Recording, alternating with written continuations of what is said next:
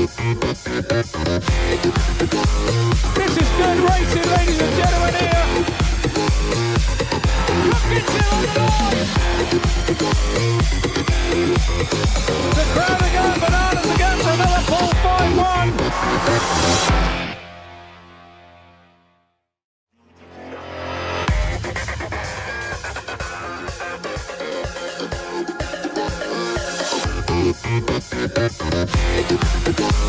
This is good racing, ladies and gentlemen, here. Look into the line. The crowd are going bananas again for another Poole 5-1.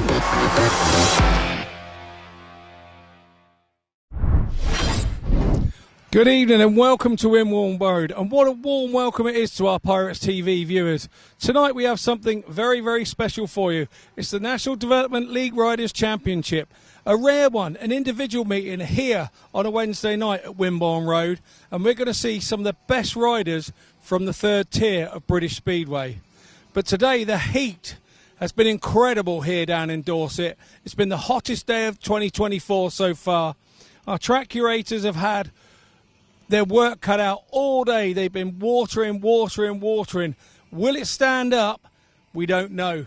Some of the riders that we'll have on show, well, one or two of you Poole fans may know some of these guys, but we're going to head over to the pits and see who we can find out and who really fancies their chances of this one. Joe Thompson back at Wimborne Road. Obviously you're feeling you've got a good chance tonight. A late inclusion took the job. Obviously looking forward to it. Yeah, definitely. It's a track I've always enjoyed coming to, so thought why not have another meeting. Just love riding the bike, so yes, see what we can do. There's a few other former Pirates here tonight. Obviously we're on Pirates TV, so I may sound a little biased, but you know, there's 4 or 5 of you in. You've all got a good chance, I think. Yeah, definitely. I think it's a strong field, so should be some enjoyable racing, hard racing. So yeah, see what I can do, and yeah, hopefully produce a result.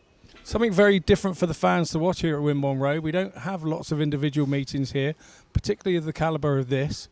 So obviously it's a big thing for the guys to be able to come here to Wimborne Road and get some laps in. Yeah, I thought it was nice to see it come to Poole for once. I think they always do the same sort of tracks usually, so it's nice to come to a track like Poole and enjoy it and get more track time around here. So yeah, definitely something to enjoy, and yeah, looking forward to it. The starts are usually ripped up here. Is that something you like? Yeah, it's always prepared nice here. You always know you come into a great racetrack, and yeah, just see how we do. The guys have had their work cut out today. It's been super hot, the hottest day in Dorset of the year. They've been throwing water on it like they've been trying to fill up a swimming pool. It's hopefully it all goes well, and we hope you have a good night, Joe. Yeah, thank you, and hopefully everyone has a good night as well. So Nathan Ablitt back at Wimborne Road. How does that feel? Yeah, good to be back. Always nice to be back and to see everyone. So yeah, obviously main part is on the track, so we'll see how we get on. So as a former pirate, do you fancy your chances? A lot of the guys won't have seen the track before. Do you feel that's a touch of an advantage? Yeah, it's got to be an advantage, obviously, riding here for a year, and yeah, I fancy my chances. There's no one here I haven't beat or and can't beat tonight, so yeah, you know, we go into it one race at a time and see where we end up. In these sort of meetings for you, do you come here and do you target riders that you know that are going to be the ones that push you, or do you just ignore everybody else and get on with your job? I think you just got to focus on your job. You know, if you look at the top riders here tonight, they're the riders that I'm riding against every week in the championship. So it's nothing new, if you know what I mean. You know, it's not like I've not rode against these riders, and like I said, it's not like I haven't beaten before. So that's the plan, is to go out there and do the same tonight.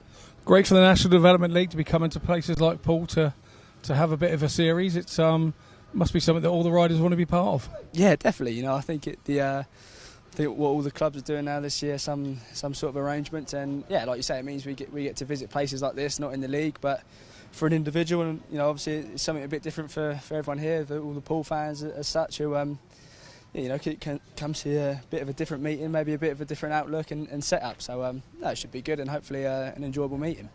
Well, we look forward to it, but I will say, are you still practicing your darts? Ish. That's a no then, isn't it? You just got I frightened because I'm bigger than you. No. Hey mate, have a great evening. You know, I'm sure the Poole fans are going to get behind you when you go round for the first heat, and you enjoy yourself. Nice one. Thank you. So here's your riders on show this evening. At number 1, Sonny SPRINGER. He plies his trade for the Leicester Lions. At number 2 is Max Perry. He'll be known to the Poole fans. Started here for 2024. Now riding in Edinburgh Academy. At number 3, it's Ben Trigger. He doubles up. Middlesbrough Tigers in the National Development League, but Redcar in the Championship. Matt Marsden, he's at number 4. He rides for the Bellevue Colts. Stene PIJPER, he comes in, brother of Ace. Ashton Vale unable to make it this evening, so he rides at number 5. At number 6, needs no introduction to the Poole fans. Although rides for Bellevue Colts in the National Development League, it's Sam Hagon. And let's not forget, he also rides in the top league with Leicester as well. He's on Triple Bubble. On number 7 is Vinnie FOORD. He rides for the Leicester Lions in Development League, but also just been signed for Poole, so everybody will know him.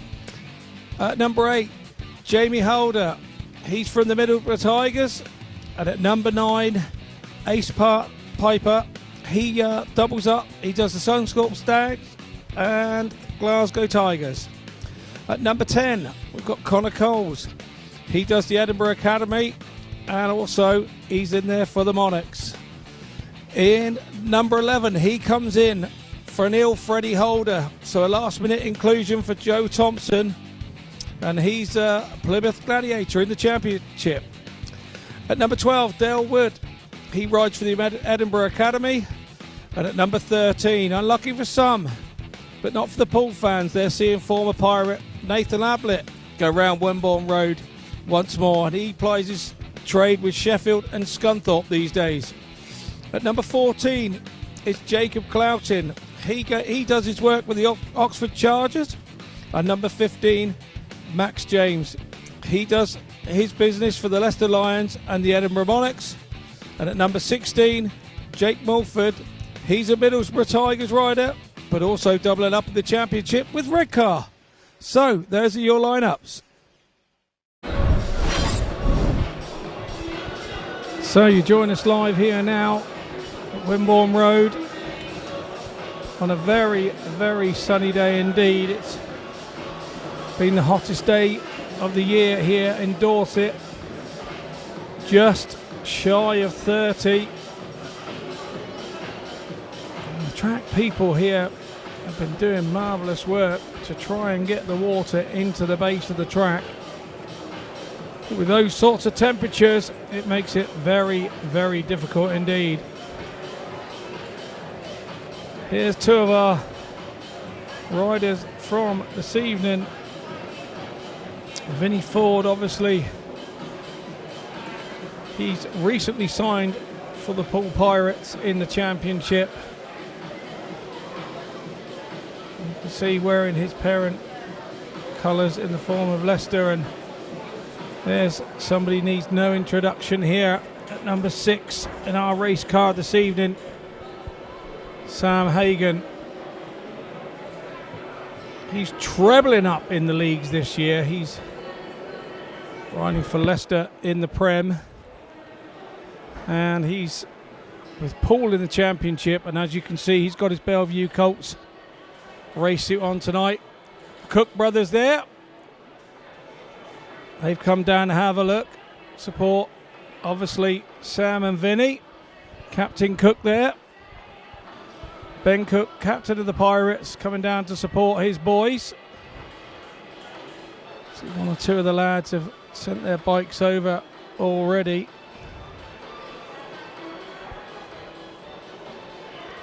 That's Matt Marsden there. Another one of the Bellevue Colts challenge to this title.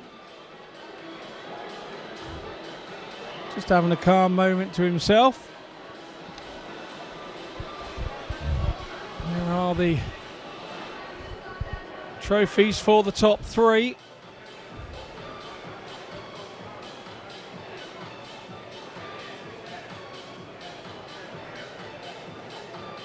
All I can read from my program this evening, the way that this will work is that we will have 8 qualifiers for the semi-finals. So the top 8 scorers will head into a semi-final 1 and semi-final 2. So I'm very different for the programme. I'm just being told in my ear. It's going to be the straight 20 heats, and whoever wins. So that's a little bit revolutionary.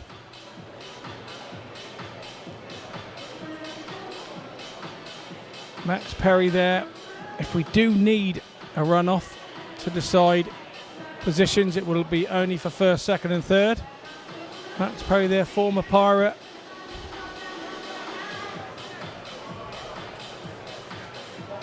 Good evening, everyone. Welcome to Wimborne Road. Special night tonight for the national. Another Pirate, another former Pirate, Joe Thompson. He's playing his trade in the championship now with Plymouth Gladiators.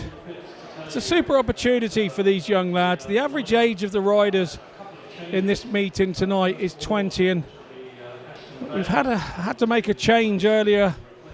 Connor Coles has had to drop out. He's informed everybody's been stuck in traffic, and now the police have shut the road. So he was heading down and still 3 hours away. So unfortunately, he will not be here this evening.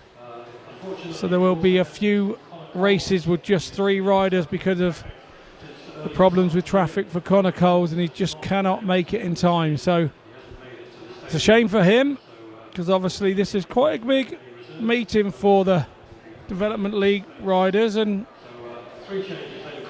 Ben Trigger there, hanging over the fence, all having a look at the track to see what happens. And of course, the Wimborne Road track here, if you haven't been here, you'll see that half of the track at this time of the day is in sun, and half of the track is shaded by the big glass house grandstand opposite us. And you can see there from that picture that it's very difficult then to prepare the track. Half the track seems to be, you try to prepare the track the same way the whole time, but of course the parts of the track in sun you would suggest need more water now that the sun is going down. But you can see the starts have been roughed up, as they would be for a normal league meeting. And I spoke to 1 or 2 of these guys off air and off camera. They just can't wait to get going. And we've got a modest crowd in tonight. It's not what we would usually expect for a league meeting, but I think it's a very healthy crowd for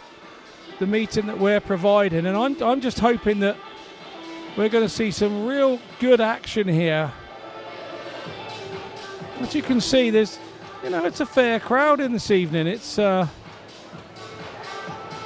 not rushed to get here, but they were slow getting in. But then it's been a lovely day. I suppose most have all been at the beach, enjoying the weather. And there you can see exactly what I'm talking about. That's that shaded area. The gap between the pits and the glass hat grandstand is leaving a little bit there. But yeah, healthy crowd in this evening.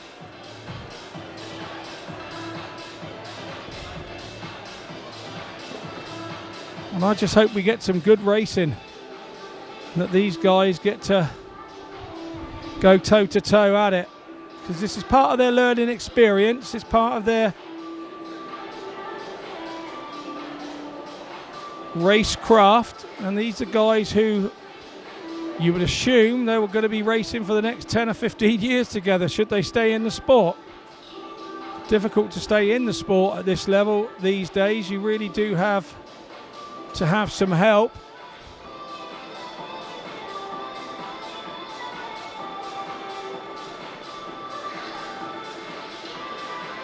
Nigel Leahy, our stadium announcer there, just getting the riders into their order.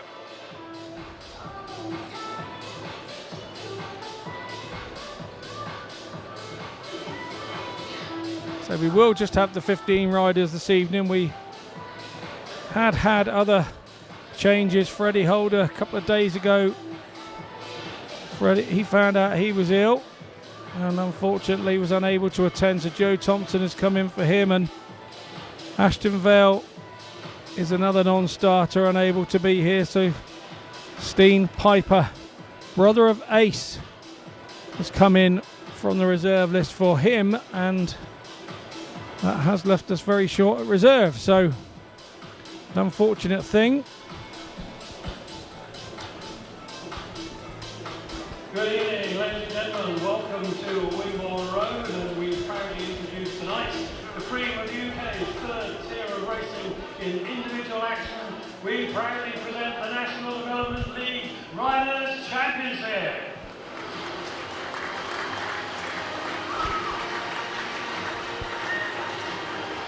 So yeah, as you just heard, Nigel Leahy, our stadium presenter, he will take us through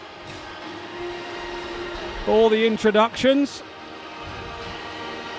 Here are our gladiators of the evening from the third tier of British Speedway, all looking for a piece of the limelight this evening. Who will go home the victor? Feel free to contact us via social media. Let us know who you think's going to make it.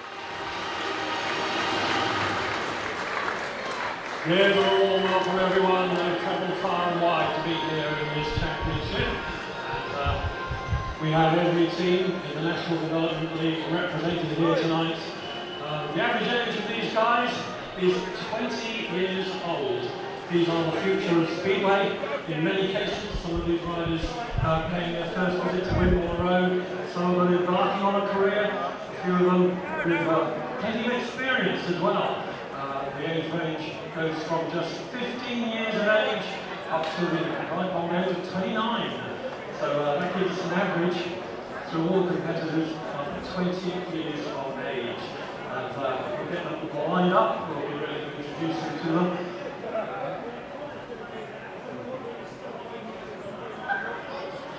We have 14 riders on show tonight from Great Britain. They're joined by 2 who are Australian born.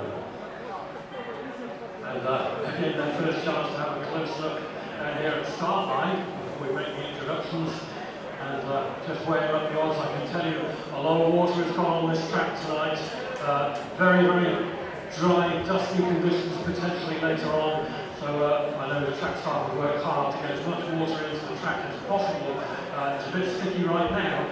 I'm sticking to it down here on the start line. The guys are having a close look.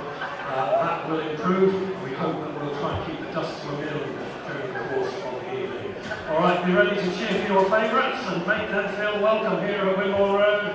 Number 1 tonight from the Lions Club. He's a former British champion in the 125 class, and at the tender age of 15 years of age, welcome Sonny SPRINGER. Number 2 in the lineup, representing the Edinburgh Monarchs. He started 2024 as a Pirate in the championship right here. Max Perry, everyone! Number 3, right there, he's locked in battle for the number 1 race jacket at the Middlesbrough Tigers. Ben Trigger. Number 4, Aussie-born Bellevue Colts 3rd heat leader, Matt MARSON. First of the changes in your programme is at number 5.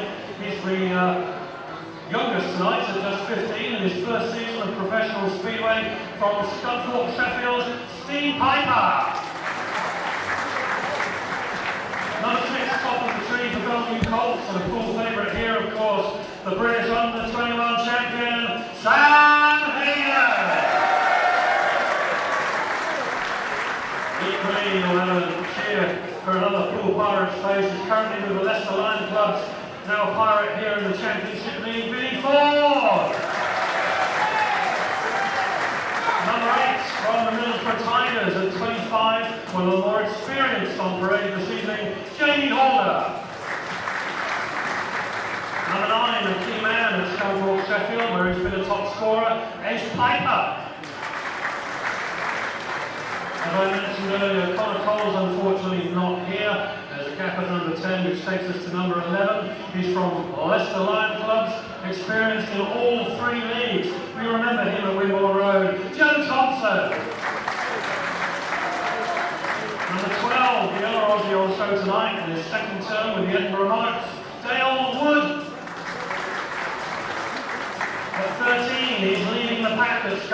Sheffield. He's another former pirate, returning ever popular Nathan Ablitt. Number 14, recently signed to appear with the Whitening Warriors for the rest of 2024, currently representing the Oxford Chargers, Jacob Clouting. At 15, he scored points here in April with the Edinburgh in the Championship. He's Leicester Lion Club's Max James. And at 16, a good showing here earlier in the month with Redcar, just taken over the number 1 slot at Middlesbrough, Jake Mulford. Okay, everybody, the guys, take to the track. Now a moment until practice, and we will be up to heat number 1. Yeah, many thanks to Nigel Leahy there for those introductions.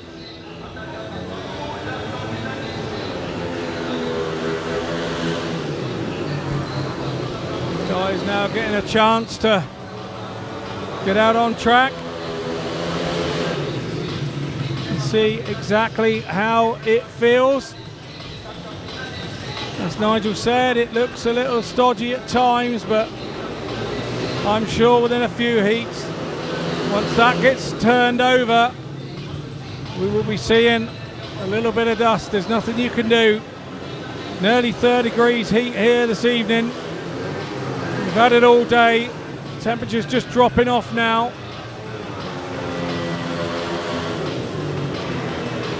Hoping as the sun goes down, it doesn't cause any problems for the riders on the takes. It can do here at Wimborne Road sometimes with such scorching heat.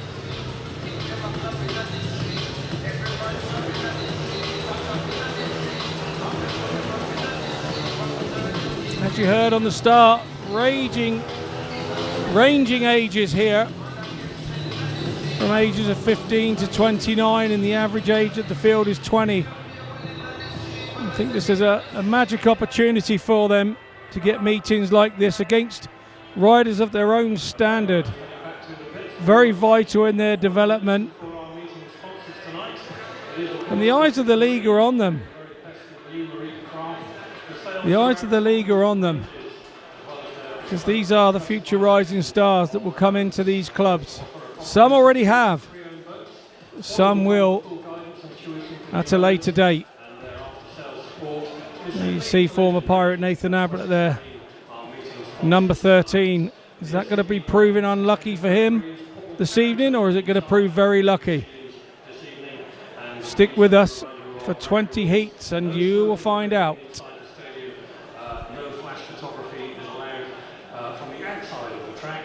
No smoking or vaping except in the areas on the apex of each of the bends, which are designated as smoking areas. So our start marshal just recarving the lines. As it is being covered live by Pirates TV.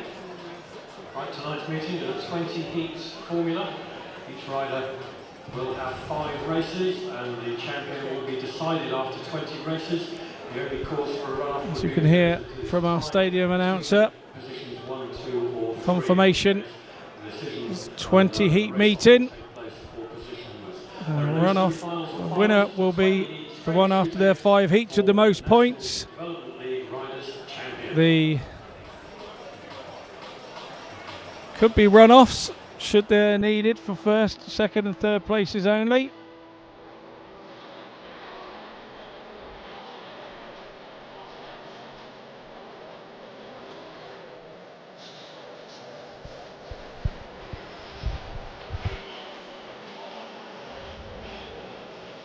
And please, please, please do not share any of this footage. It is a Pirates TV copyright. We want to stay as we are, being able to bring you the pictures, so please do not share via social media.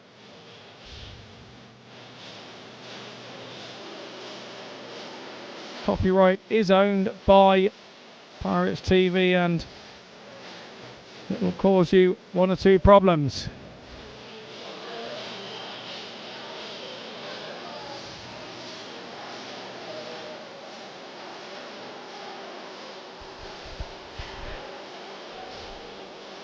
Stene PIJPER there. Alongside brother Ace, and you can see there how damp the shell was there on those few practice laps. Riders will come here with an idea of what they want as their setup. They would have listened to other riders. Sam Hagon, arguably the favourite for tonight's meeting, but had a bit of an off at the weekend, and he's had to visit the dentist, funny enough, and you can see he's putting the water in the side of his mouth there as part of the injury. Had to have a little bit of dental work done. Alright, stand by everybody, we're going into heat number 1, ready for action. Kate Christians in this meeting. So our referee has put the 2 minutes on. The rider in the red helmet starts on gate number 1, the rider in blue on gate 2. So we will soon see the riders heading out for heat 1. We'll start from gate 4 on the outside.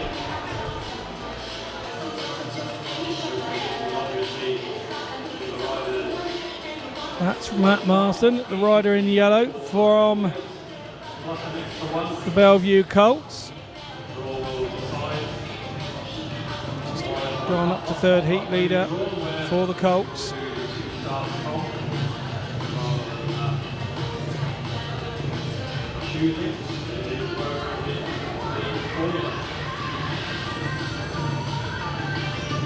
Going into gate 1 there, Sonny SPRINGER, former 125 British Youth Champion, just 15 years of age. And Stene PIJPER, the youngest in the field.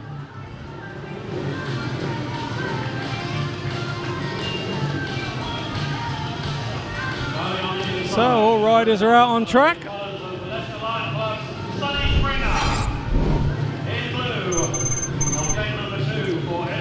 So we have heat 1 in gate 1 is Sonny SPRINGER. In gate 2 in blue is Max Perry, the former Pirate. In gate 3 in white is Ben Trigger, and in gate 4 is Matt MARSON.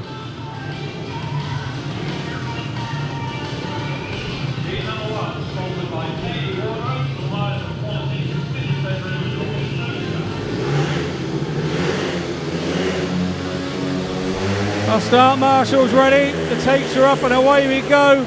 It's an even break. Max Perry goes into the lead. It's Matt MARSON goes down on the first turn, just slips off. But it's Max Perry, the former Pirate in blue, and he's just absolutely filled in Sonny SPRINGER, who is slipping and sliding across the track. But it's Perry that looks good out front.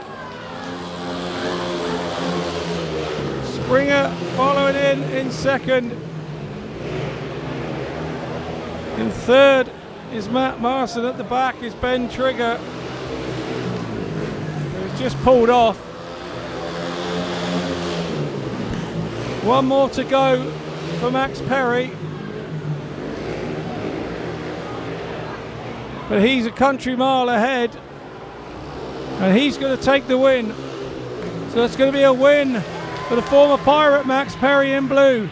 He takes the 3 points. Second in red, Sonny SPRINGER. Third in yellow, Matt MARSON. Failing to finish is Ben Trigger.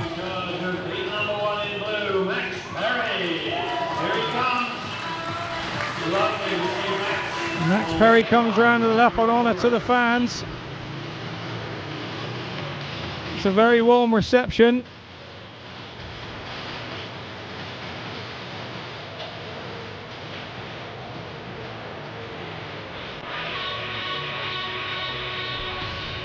Team number 1 finished with the win for Max Perry in blue.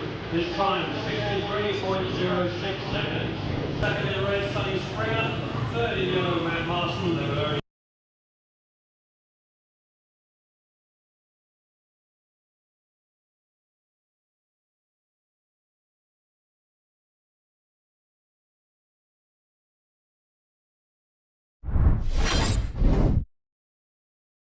We will continue. It's all to do with the sun on our cameras. The heat of today. So here we go. It's heat 2. In gate 1, in red, is Stene PIJPER. In gate 2, in blue, is Vinnie FOORD. In gate 3, in white, is Sam Hagon. And in gate 4, in yellow, is Jamie Halder. The Pirates lads in gates 2 and 3 here.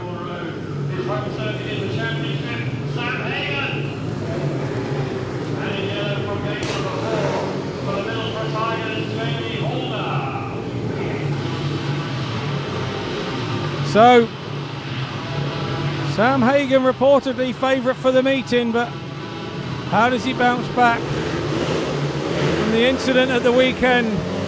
These are tough cookies, these Speedway riders. Heat 2, away we go.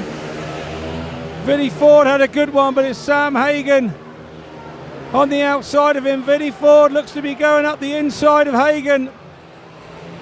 Hagon and FOORD out front. Hagon's gone through a slippy bit. FOORD has come under him in blue. So it's FOORD that now leads Sam Hagon. Hagon staying tight.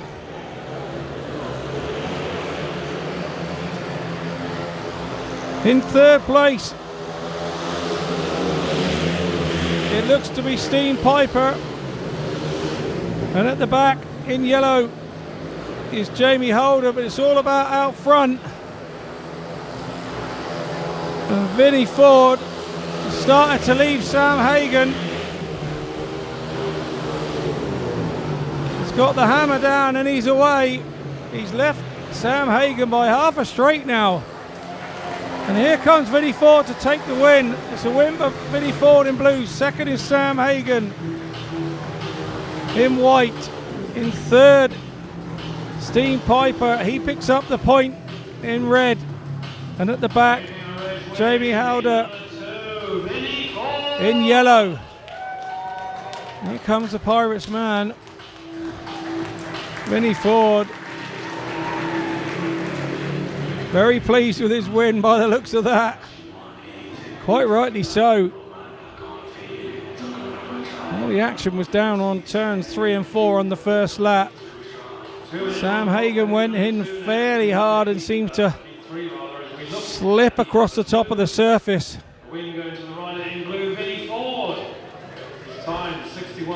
That allowed FOORD to stay tight.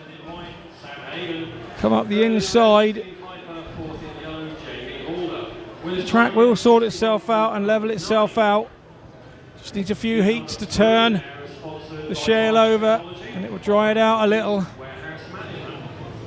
And there'll be a little more consistency. And with that comes a little more confidence from the riders. But gate 2, Joe Thompson. In white on 3 is Ace PIJPER. And in yellow on 4, Dayle WOOD. This one is just a 3-rider race with Connor Coles not beating the traffic. So in heat 3, we have nobody on the inside gate 1. In gate 2, another favourite for the evening, Joe Thompson. He's in blue, the former Pirate. In gate 3, in white, is Ace PIJPER. In gate 4, in yellow, is Dayle WOOD.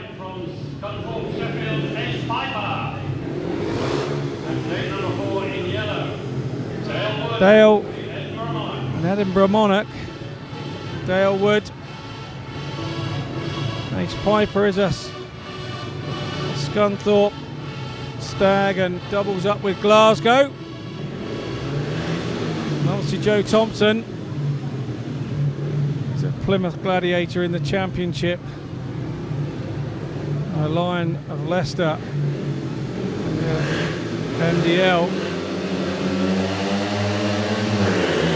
Up go the takes on heat 3 and Thompson's made a good one. Now he stays tight on the inside where the track has dried a little.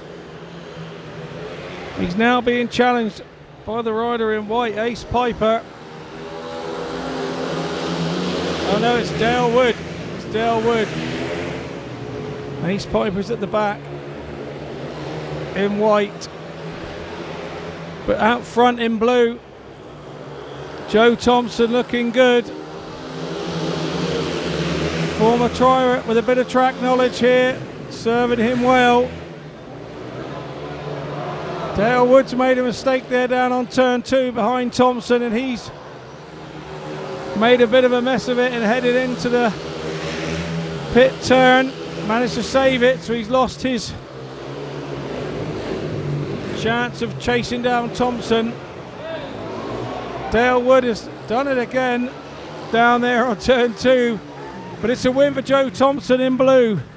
He takes the 3 points. Second, Dayle Wood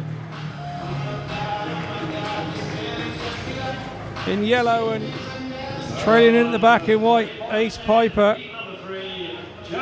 With just the 3 finishers, but your winner of Heat 3 is Joe Thompson.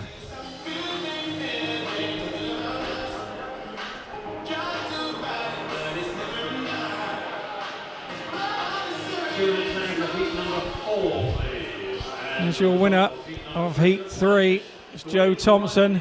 From the Leicester Lion Club's Joe Thompson. His time 63.90 seconds. Second in the yellow helmet colour, Dayle Wood. Third in white, Ace Piper. 2 minutes is on already and down to 1:36. 25 seconds already gone. Referee looking to move this one on. We have got 20 heats here tonight, not the usual 15. 5 more heats to get on with, so our referee is being stern and strict with how the meeting is going to run. So here we go, Heat 4 it is. And on the inside in red is Max James. On gate 2 in blue is Jacob Clouting. On gate 3 in white, Jake Mulford. And in gate 4 in yellow, Nathan Ablitt, the former Pirate. From the Middlesbrough Tigers, Jake Mulford. And in yellow on gate number 4 from Scunthorpe, Sheffield, Nathan Ablitt.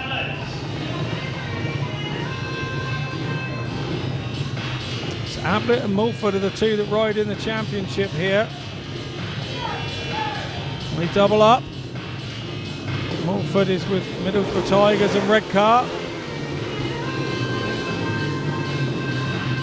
Down to 15 seconds on the board. These guys have got to get in or risk exclusion. So all the riders are ready.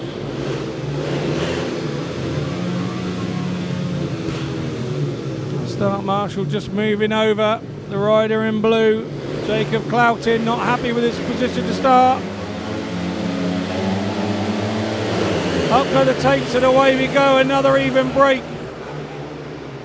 But it's Mulford. He takes it. He's leading.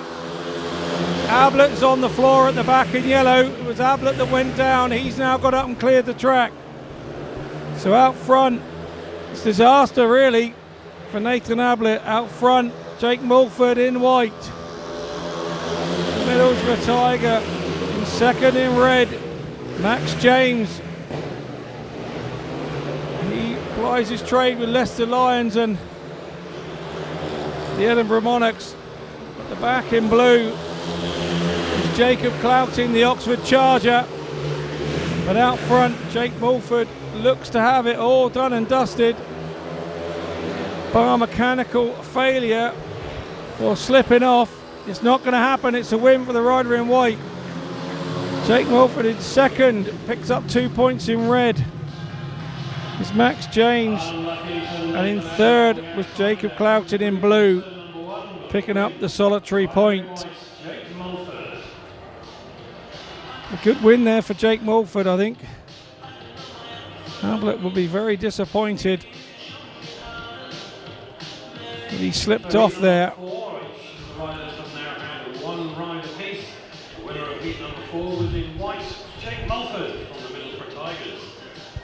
His winning time 62.13 seconds. So Jacob Mulford's winning time there, 62.13 seconds. Here's our leaderboard after our first batch. We have our 4 unbeaten riders: Max Perry, Vinnie FOORD, Joe Thompson and Jake Mulford. See a clutch on 2 early doors. Surprise at the moment is Nathan Ablitt down there at the bottom with his donut. Neil Point slipped off in the first turn, rather unlucky there in heat 4. And now after 4 heats have a little track grade, so some more movement of the shell, and there is our start gate marshal. And as you can see, he's been a bit filled in, and there's our new Poole man, Vinnie FOORD, checking out what's going on with the tractor.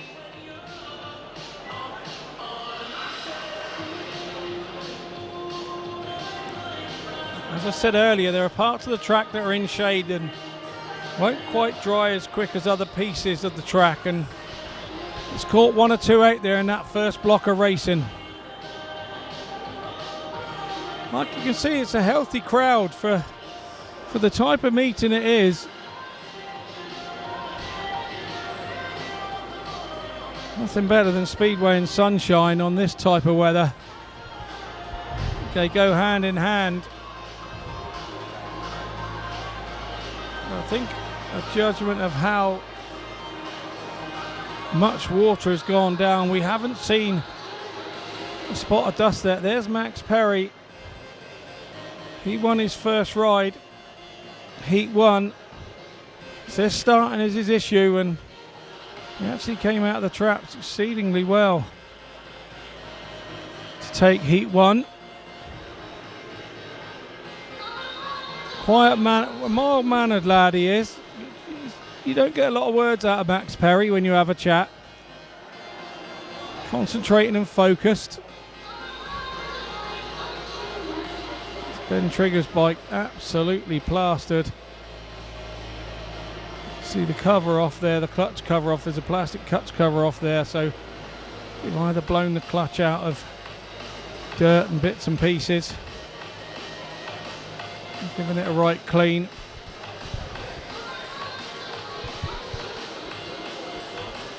Again, track conditions all part of the learning curve for these lads. So they're all preparing, the mechanics are preparing for the next heat.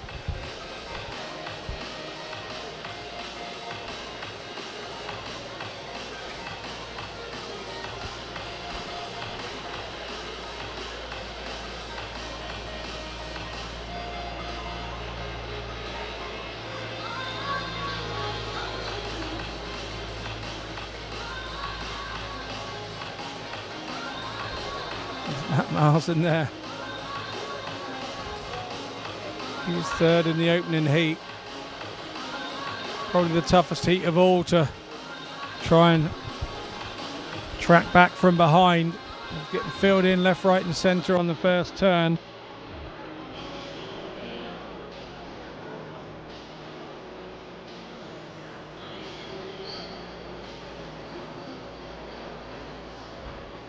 You see Stene PIJPER's bike, another one who's young in the field, 15 years old he is. What valuable experience this is for him. Get chances on an evening like this.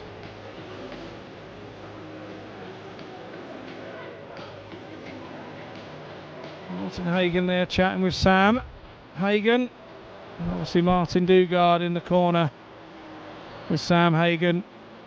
Invaluable experience to be able to turn to as an 18-year-old, former British Grand Prix winner at Coventry is Martin.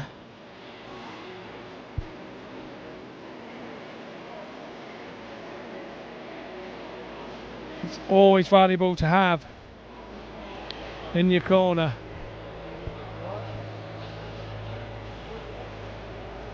A few changes going on there with the machinery. I'm wondering what's going on there. slightly more experience, I'd have been able to tell you.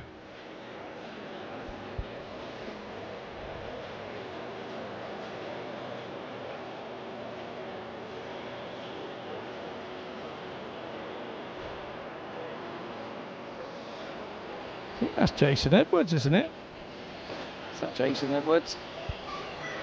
Just having a... maybe he's helping somebody out.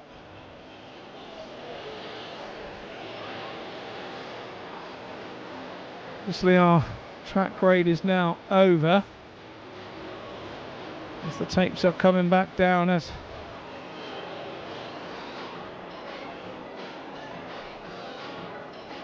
breathe in, Rob. Yeah, he's made it. Rob Wadham. At the start of the season there were a few issues with the tapes on one meeting, so the whole new start gate was made up. Well, one of the Poole faithful sponsors, Link Fabrication, I think, had a hand in that.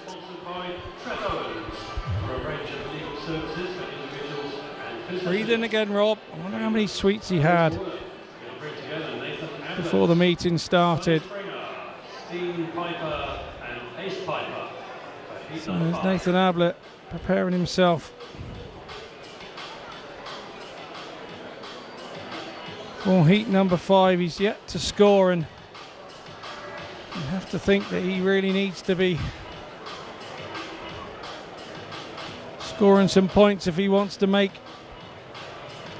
the podium now. Always difficult once you've had a DNF or in a 20 heat system where there is no semi-final or final. It is just a straight shootout on points. Always difficult to make ground up.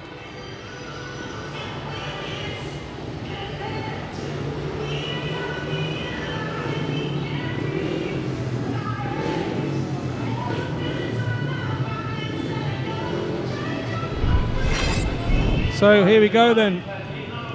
It's heat number 5. And then the red helmet on the inside gate is Nathan Ablitt. In gate 2 in blue is Sonny SPRINGER. In gate 3 in white is Stene PIJPER. And in gate 4 in yellow is his brother, Ace PIJPER.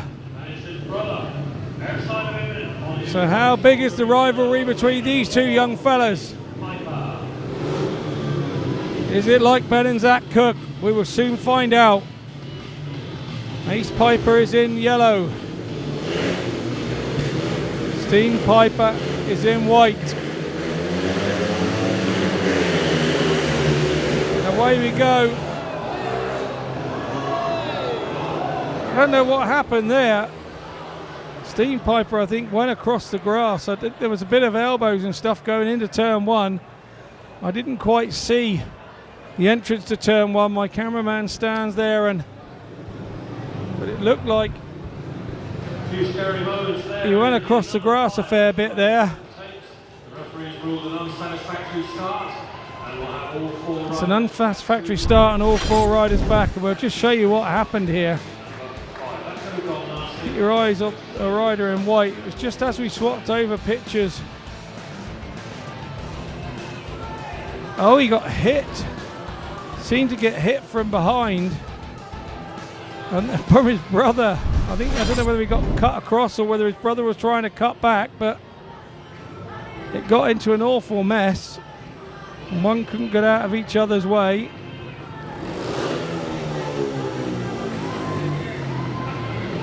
So we'll be having a rerun or a restart of heat 5. All the riders are round to tapes. On the inside in red, the former Pirate Nathan Ablitt. In gate 2 in blue, Sonny SPRINGER, the 15-year-old. In gate 3 in white, Stene PIJPER, the other 15-year-old in the field. And in gate 4, Ace PIJPER in yellow.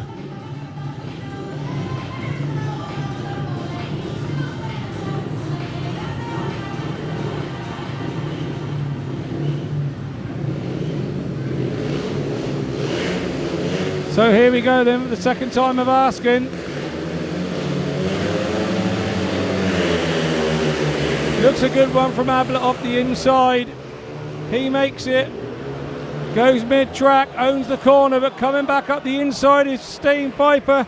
Around the outside of him comes Ace Piper, his brother. The track seems to be levelling out and sorting itself out, as it will do after a few heats, but it's Ablitt out front. He is now being chased by Ace Piper in yellow, who in turn is being chased by Stene PIJPER, his brother, in white. And at the back, in blue, is Sonny SPRINGER. But Ablitt looking very commanding out front. Bossed the first corner, made it his own. The former Pirate's done many, many laps here. He will be one that knows the track as well as any. And he looks well comfortable out front. It's Ace Piper in second, Stene PIJPER in third. It's a win for Nathan Ablitt in red. He takes the 3 points. In second place in yellow is is Ace Piper. He picks up a couple of points. In third place in white was Stene PIJPER. And at the back in blue was Sonny SPRINGER. And here's all the action right in that first corner. Ablitt really did a job on SPRINGER, who made a great start, and then Ace Piper did a job on SPRINGER as well, leaving on turn 2. And then it pretty much stayed that way. I'm interested to hear the time here. 63.32, so roughly the same as the previous heat. I'm trying to gauge whether the track is drying out and whether it's getting quicker. So heat 6 is, unfortunately, with the absence of Connor Coles, is a 3-rider race.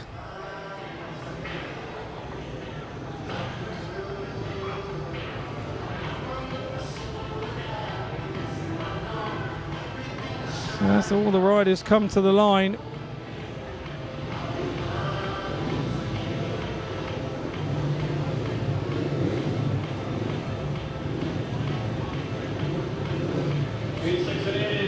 So the riders are at tapes. On the inside in red is Jacob Clouting. In gate 3 in white is Max Perry. He won last time out. And in gate 4 is Sam Hagon. In yellow. He was beaten first time out by Vinnie FOORD.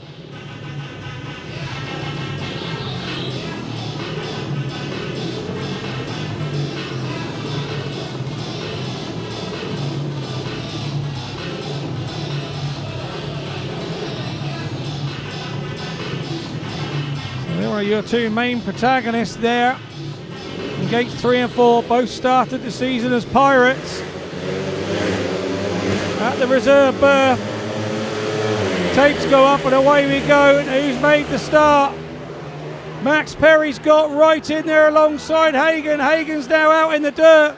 Perry has shut the door in white. So it's Max Perry, he takes the lead in white. Sam Hagon is looking at him in yellow. In third, in red, is Jacob Clouting. But Max Perry absolutely bossed that first turn. It's all about Sam Hagon now. Can Sam Hagon get alongside Max Perry? He looks a bit quicker. Has he got the track craft to get by? Is the track going to allow him to get by? Max Perry's just running a similar line all the way round. You can see Hagon is quicker. Looking to have a lurch up the inside. No, he goes wide. Trying to find a little bit more dirt. Is he going to cut back? Now we can see the tracks coming to us, ladies and gentlemen. Big one round the outside for Hagon.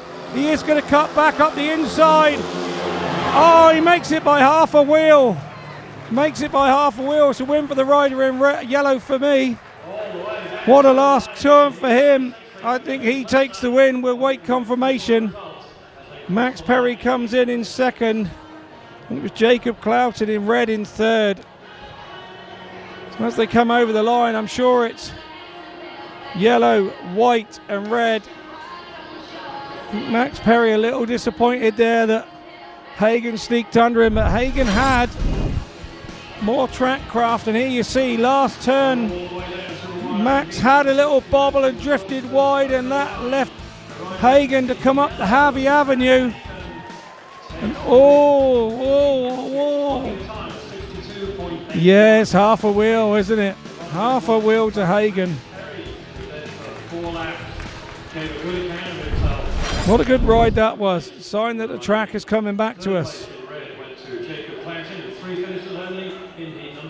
So it's taken a couple of heats for it to settle down, and the lads to find their feet and settings. Sponsored by Wessex Marine, supplying the best craft from around the world.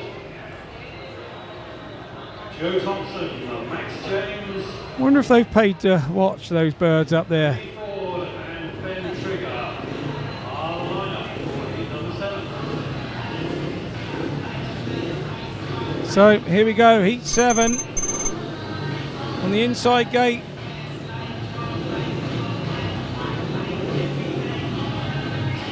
In red is Joe Thompson, he won last time out.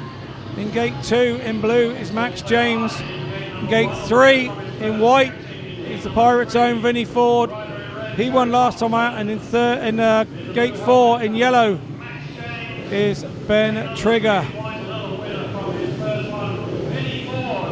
3 rester riders in one heat who something has got to give, only one can win. I'm sure the Leicester management a little bit nervous with 3 in one race.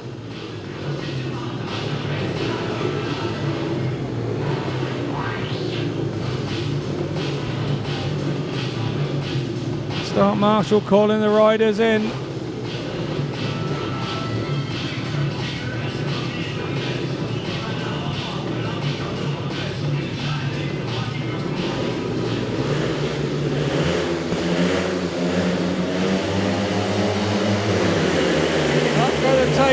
Thompson looks to have a good one off the inside.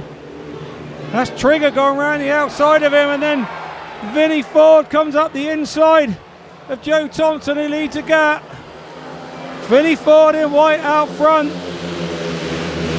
So the current Pirate leads the former Pirate.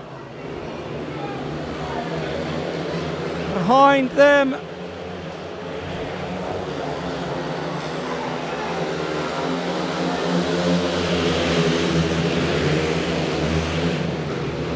Ben Trigger.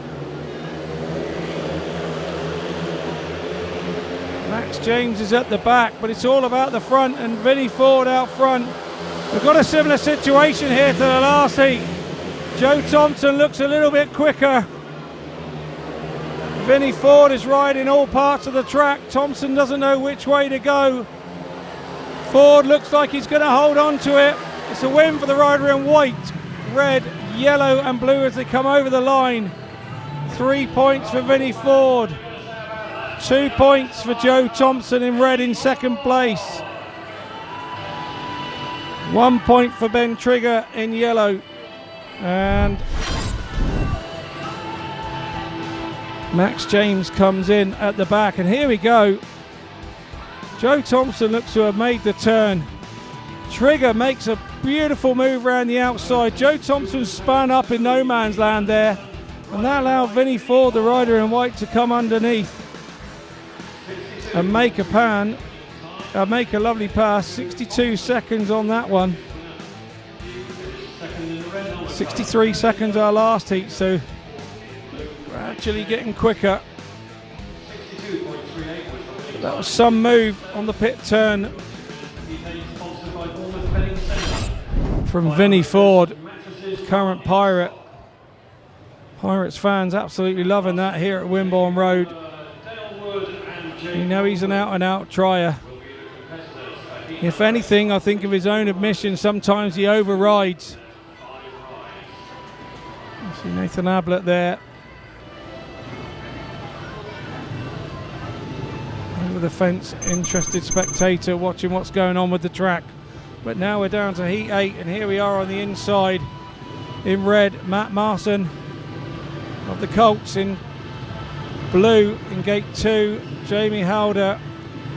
In gate 3, in white, is Dayle WOOD the Aussie, and in gate 4 in yellow, Jake Mulford.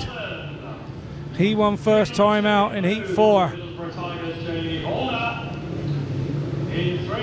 We're starting to see a pattern here. A few riders that are making the starts and getting to the front. Jake Mulford, the red car bear in the championship, in the middle of the Tiger in the Development League, Tier 3 of British Speedway.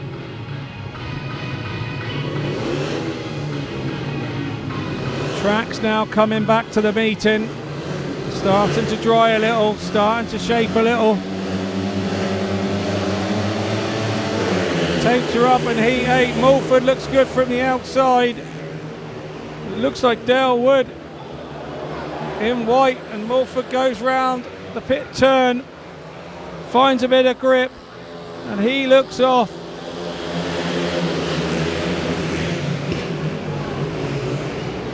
Matt MARSON got filled right in there coming off of turn 4 from Dayle Wood and had to shut right off. He had a goggle full of dirt, staring into the sun.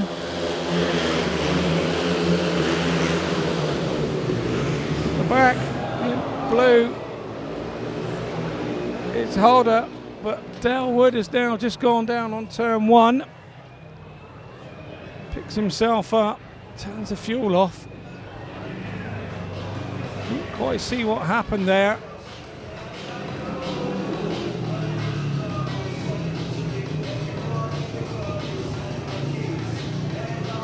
The rider in white, Dayle Wood, who came to grief up there on turn 1 and 2. We'll come back to you with that official result. Good to see. It's his number in his hand that he's picked up off the floor. Pleased to see Dayle Wood has got up.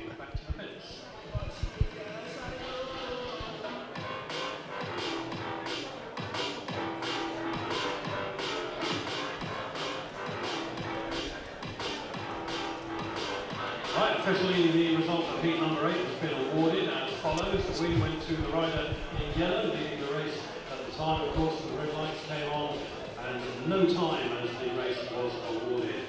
Second in red was Matt MARSON. Third in blue, Jamie Halder. No fourth finisher was Dayle Wood coming to grief for clearing the track. And again, our thanks to him for doing so. No win time in heat number 8. The race was awarded. Yeah, no, we've got confirmed that the race, obviously you can see all the riders leaving the track. It's been awarded, so it was a win for Jake Mulford in yellow, second for Matt MARSON in red, and third for Jamie Halder in blue, and obviously a DNF for Dayle Wood as cause of the stoppage and excluded. So here we're looking at the leaderboard, and Vinnie FOORD and Jake Mulford now are the two riders out front with 2 wins. Closely followed by Sam Hagen, Max Perry, Joe Thompson, Nathan Ablitt there on 3, Matt MARSON on 3, Ace Piper on 3. But you can see now the favourites at the start of the evening, the 4 or 5 that everybody was talking about, they're there. Ablitt probably would have been had he not crashed and come off in the first part, but you can see Sam there talking to his Poole teammates about how the track is riding. It's been a little bit of an experimental track this evening. And you can see the lads very interested. The Cook brothers very interested, and Neil Middleditch there in what's going on. It seems strange to see Neil in something different than other than his blue shirt with the sponsors top to bottom.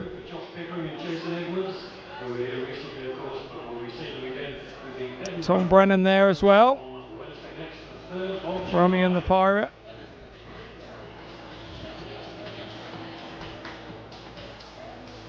He's having a good chat with Nathan Ablitt there.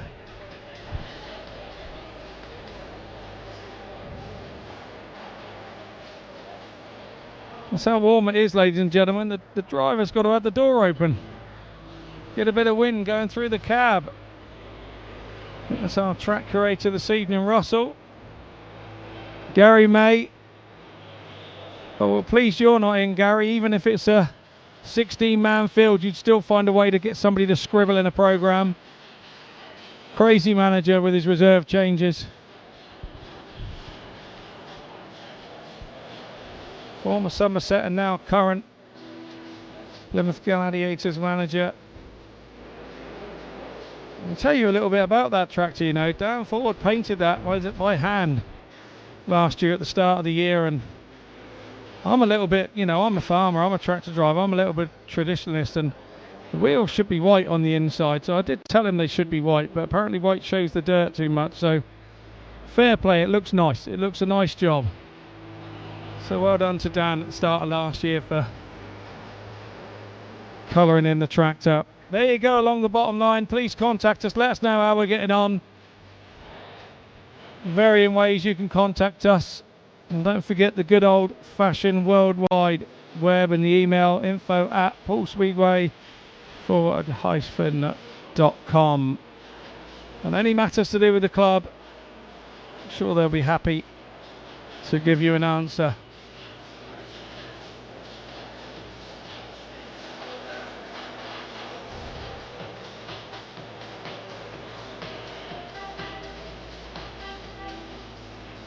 Alright, you're new to Wimborne Road and you want to pick up a souvenir. Take Mulford down there, having a few stretches, and you can see what it means to him. He's happy with his 2 wins, you can see that.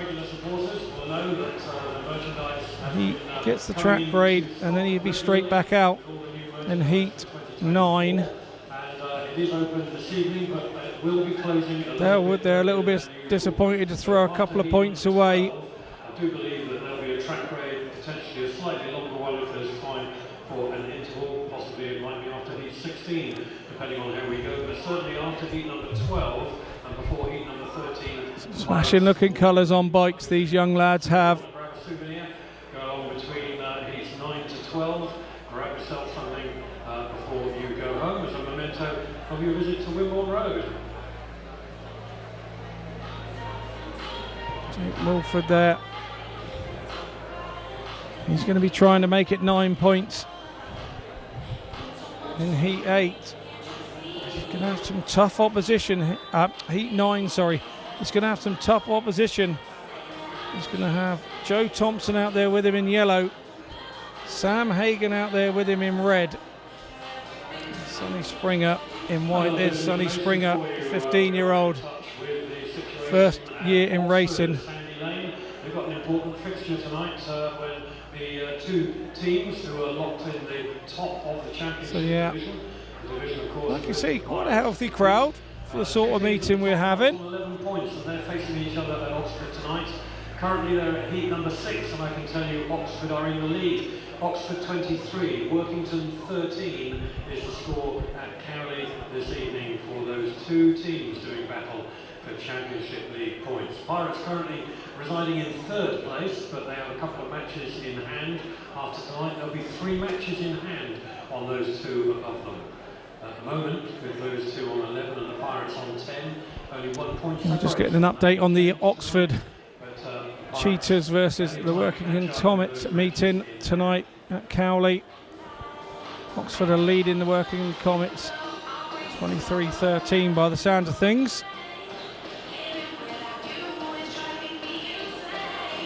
Pirates currently in 3rd place in the championship. They return home to action next week here at Wimborne Road.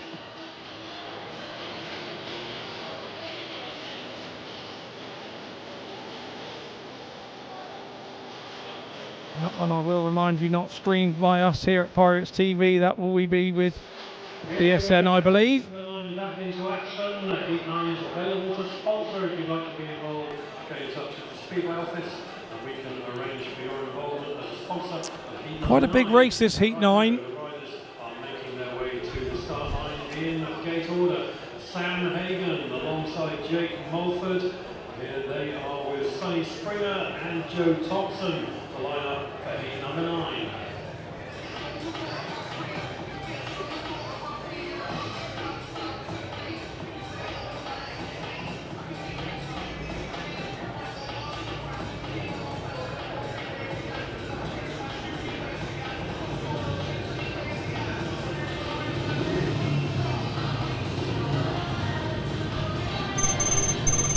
Here we go then, heat 9.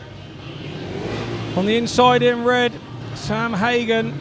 In gate 2 in blue, Jake Mulford. He's unbeaten. Gate 3 in white, Sonny SPRINGER. And in gate 4, Joe Thompson in yellow. Gate number 2 in blue is the winner 2 times. This could be a big, big race in the outcome of where this title goes this evening. Gate number 3 belongs to the rider in white from the Leicester line comes Sonny SPRINGER. And on gate number 4 in yellow, dropped just one. Could it be Joe Thompson off the outside? Also from the Could it be Hagon or Mulford? Or could it be the 15-year-old in white? Sonny SPRINGER is there in white. It looks a good one for the rider in red, but accelerating to the turn is Mulford. They've all got there at the same time. Thompson goes down. I'm sure the red lights will come on.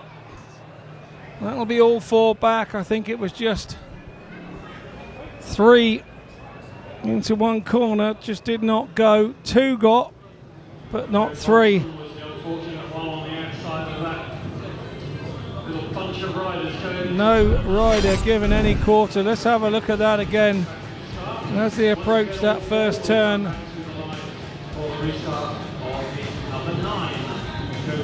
it's definitely Hagon there first from Mulford. And Hagon was trying to stop a run, and then Mulford in turn got pushed a little bit out. Thompson down on the floor. Looks like a few bike issues there. Just going to check where it runs and get it up and running so that the lads can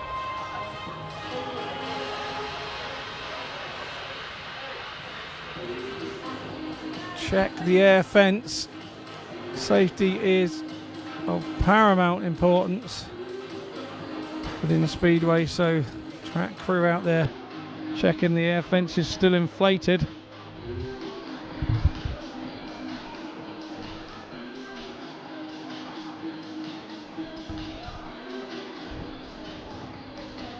Joe Thompson will be given a bit of time to clear the mud off the bike. Got filled in a little there, didn't he?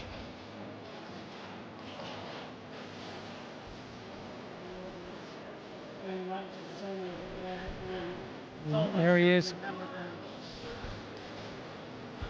walking back to the pits.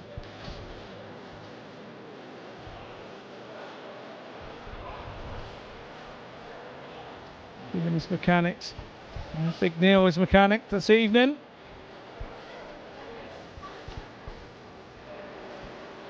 We knew it was a crucial heat. Nobody was going to give anything in that first turn. Max Perry waits patiently. He's out in the next one.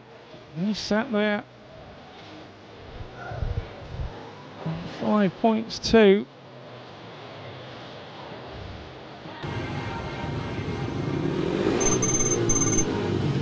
So here we go. Here's our lineup for Heat 9 once again. In Gate 1, Sam Hagon. For the Bellevue Colts in Gate 2 is Jake Mulford.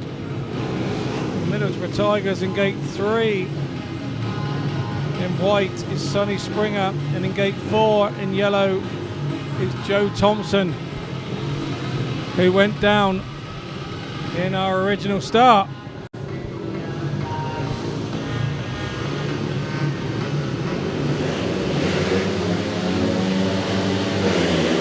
Takes off and away we go. Thompson's made a good one from the outside. He's got there before Mulford. Can he get right the way around the outside? It's Hagon that's got there first. He's made Gate 1 work for him in red. Mulford in blue behind him. Thompson now trying to make a move on Mulford. But that's where the action is now. Hagon, he looks to be gone at the front. He's riding exactly where he wants to, but I have to say Thompson looks quicker than Mulford. Mulford is staying on that tight line. Thompson looks to have more speed. Does he have the know-how to get past him here at Wimborne Road? The former Pirate is all over him like a rash. Can he get past? He's going for the big one round the outside. There still looks to be good grip on the inside. That doesn't worry Sam Hagon. He takes the win and 3 points in red. In blue, Mulford takes the 2 points. In yellow is Joe Thompson, picks up the solitary point. And at the back was Sonny SPRINGER in white. Big win there for Sam Hagon.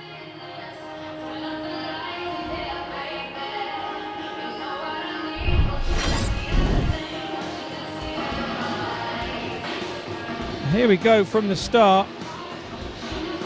Mulford looked to have made it, but then Hagon seemed to grab some grip after about 10 yards off the line and shot up the inside of Mulford.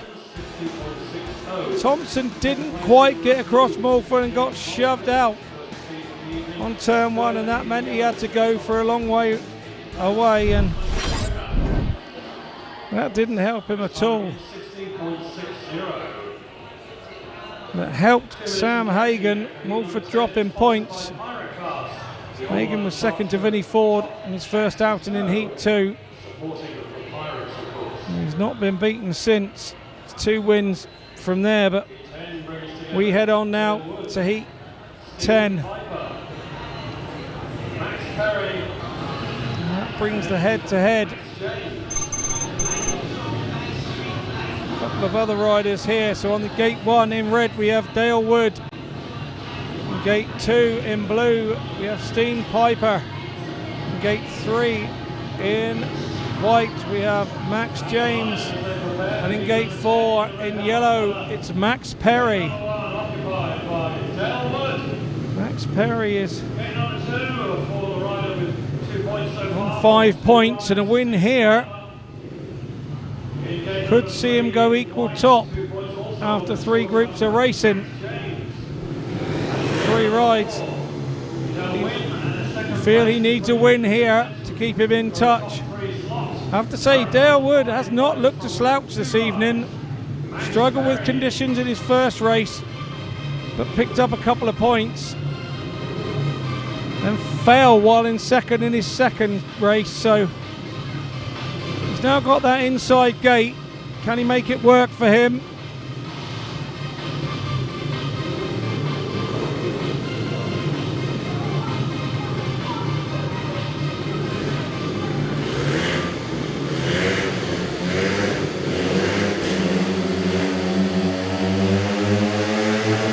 Heat 10 is up and away.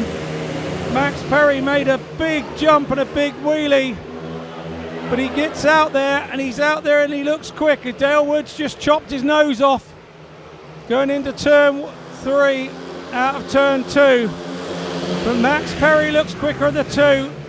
We've now got the rider in white. He's down at the back. Max James, is he going to be able to clear the track? Yes, he is.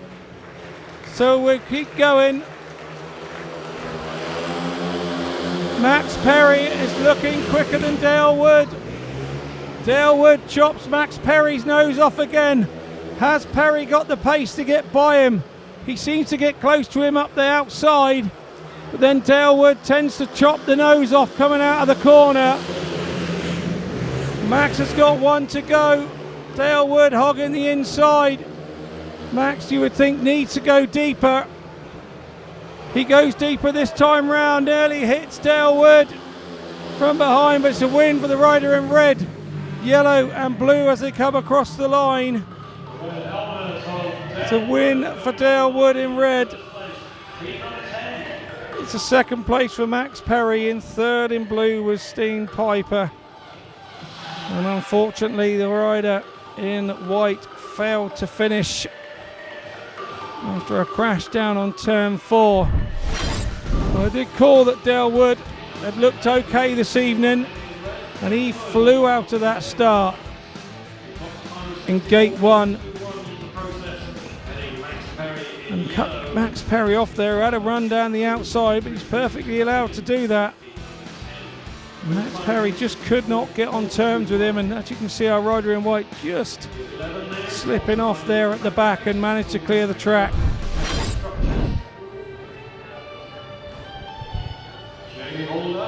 Now on to heat 11. And Jacob Clouting are the riders of heat number 11.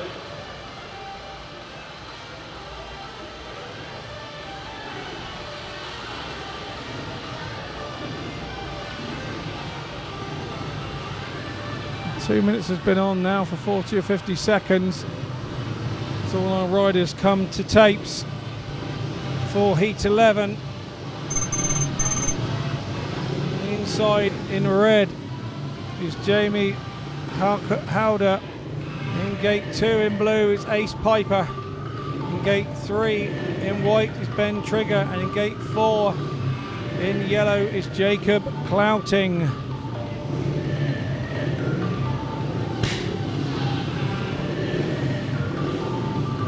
Ace Piper has 3 points to his name up to now.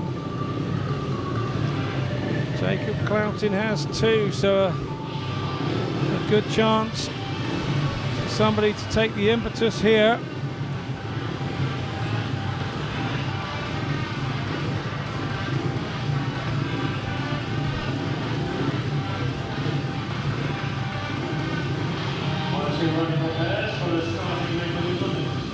Ben Trigger needs to pop straight into his start box here, otherwise he could get excluded.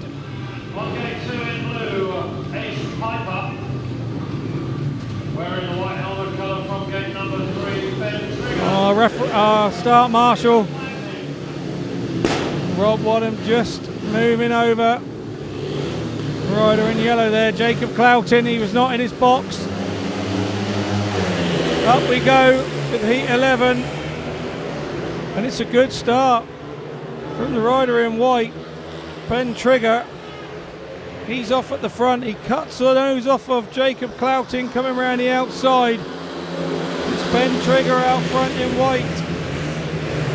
Jamie Halder there in red. And at the back in blue is Ace Piper. Ben Trigger has found a setup and made a start. And he's gone there at the front. He's being chased by the rider in yellow and Jacob Clouting, but Trigger looks to be enjoying himself out front. A little wheelie as he went over the line, fanning the throttle, and at the back there's a big battle for the vital point between Jamie and Ace, but it's a win for Ben Trigger in white. Second is Jacob Clouting in yellow. Number 11, the second flag goes there for the rider in white, Ben Trigger. Third was Jamie Halder. He picks up the point. At the back, Ace Piper. It's a race win for Ben Trigger, and he comes round. There's a nice little wheelie in front of the grandstand there.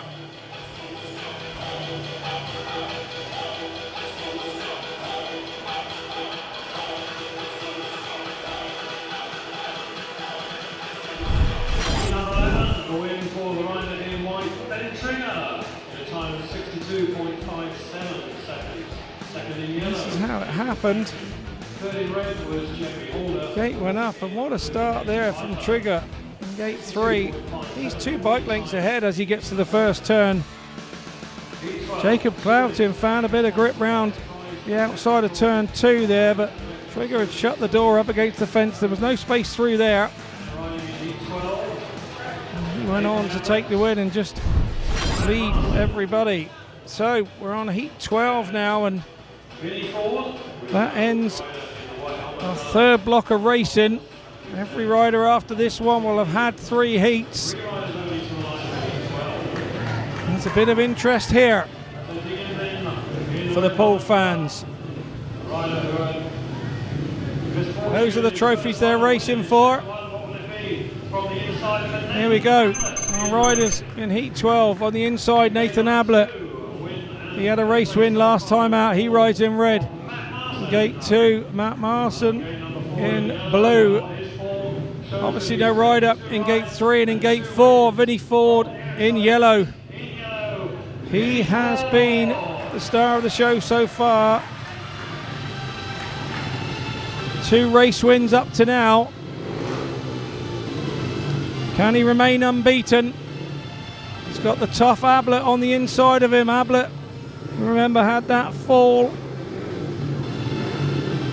in heat 4. A failure to score, but he bounced back with a race win in heat 5. Also off of the red gate, interestingly. And he's now back there in heat 12. And up goes Ablitt's made a beauty off the inside. Matt MARSON lost a little control there going into 1. Vinnie FOORD is right there with Ablitt, trying to come up the inside. Makes one hell of a move on Ablitt. Ablitt fell asleep there by the looks of things, and Vinnie FOORD comes past him on the inside in yellow. Ablitt's now trying to get the place back by doing exactly the same, going down into turn 1. Oh, big dive bomb from Ablitt. He manages to hold the line. Vinnie FOORD looks to cut back up the inside. Ablitt will hold a tighter turn now. He won't get caught by that twice, surely. What a good little race this is between these two. Ablitt's backed it in and fell off. He goes down. He's led on the track. And as we come to the checker flag, it's a win for the rider in yellow. Second is the rider in blue. Ablitt left on the track. Can't believe what's happened. He's gone down again. It's Vinnie FOORD who gets another race win. Marsden picks up a couple of points. Ablitt falls and fails to finish here again.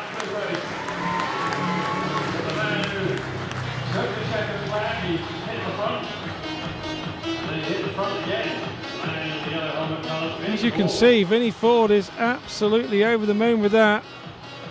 3 wins out of 3. Some nights you need a bit of luck to win these types of things. Did we just see a bit of luck go his way there? He's pleased about it out the way in, you can see it. And the Poole fans are more than pleased to see Vinnie FOORD be there on 3 out of 3. In second place, Matt MARSON, and commiserations to Ablitt really threw that in there, but he was unfortunate in how that ended for him, spinning round on himself. No time as the race was. No time. The referee had stopped the race. The track stop tonight, hop along before the start of heat 13. After this track grade, it will be closing before heat number 13 gets underway. So our track grade heads out again. Here's our leaderboard. And as you can see, man at the top of the tree, Vinnie FOORD, the Leicester Lion, and the Pirate, who doubles up with Poole Pirates. He leads it on 9 points. Second place, Sam Hagen. He had that second place first time out. And he was up against Vinnie FOORD, ironically. Jake Mulford there. He's got a couple of wins to his name. He sat there on 8. Max Perry looking good on 7. Joe Thompson's been a little unlucky on 6. And then Ablitt. We have Ablitt, obviously, has had 2 crashes and 1 win. Here we are in our Coventry position. You see the sun going down now.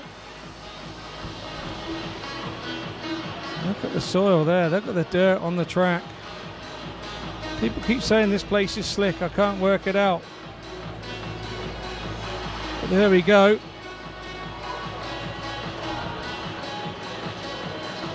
Tear off going under the grader there. Under the blade. And gets brought back in. Not too much dust so far, which is a hell of an achievement, really. Well done to the track staff. Yeah, the track was a little difficult early on. It's proved to have some lines now.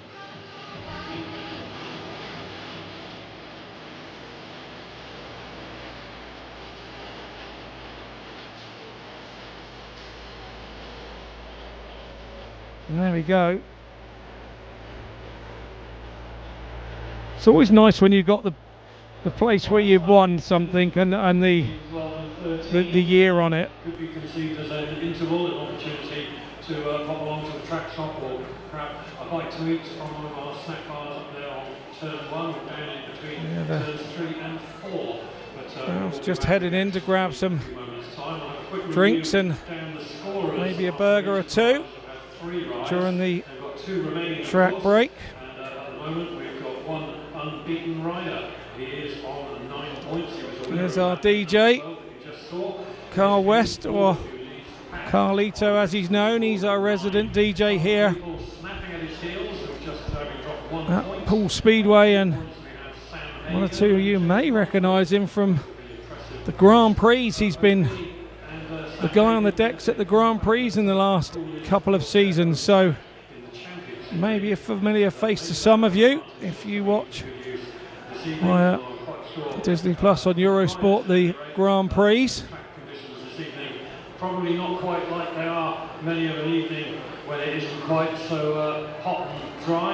And we do have one of our cameramen today, Paul. He's working overtime on the centre green. He's been absolutely flat out because we've had a situation where the sun has been so strong into the lens of a camera. The camera on the start finish, it's on another occasion had to shut down. It shut itself down to reboot itself because it's getting too bright a light in. So yeah, Paul, our Roman cameraman, has been having to run and find extra shots just like he's finding here. There's plenty of loose material there going into the ruts for the riders to find for their next heats.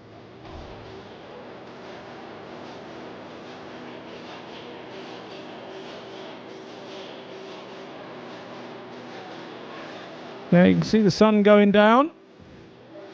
In the next heat or two you might see the odd jumper head over the top of the summer dress.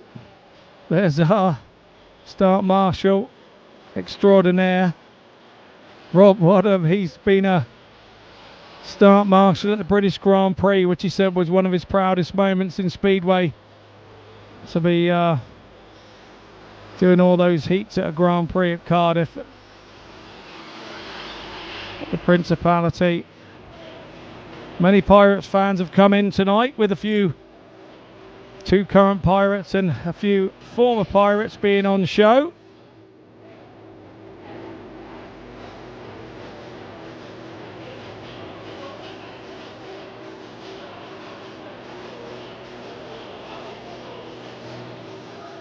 Coming to the end of our parading there. Like I say, 12 heats. I've not seen a great deal of dust. This is a hell of an achievement for this evening. Oh dear, up to the expensive seats. We've got Ben Cook, Zach Cook, Tom Brennan, and Tom's lovely lady there, all enjoying their evening.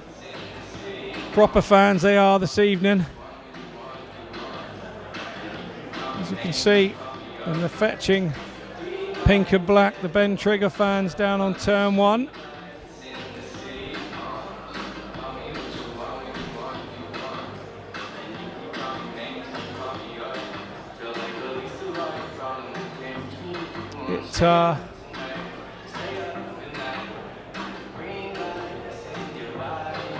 Some more Ben Trigger fans down there.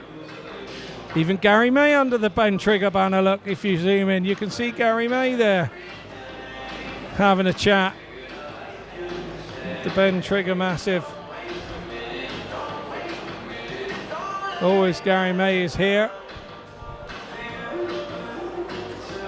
Shot of our referee. I don't know the referee's name. I haven't got that on my programme this evening. I wasn't told that before the start of the evening. So I do apologise, Mr. Referee, that I haven't got your name.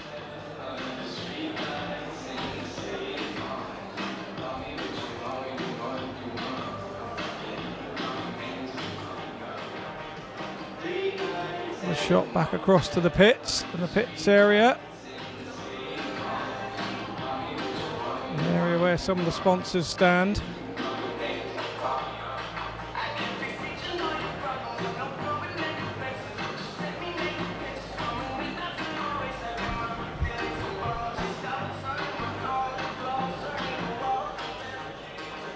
Quite an intensive grade going on this time.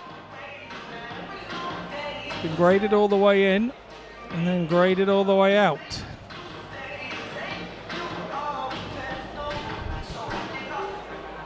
Some of our track staff have gone in for a quick half-time brew. It's 12 races down. We've got 2 blocks of racing to go and maybe some reruns. So for position, so please stay with us.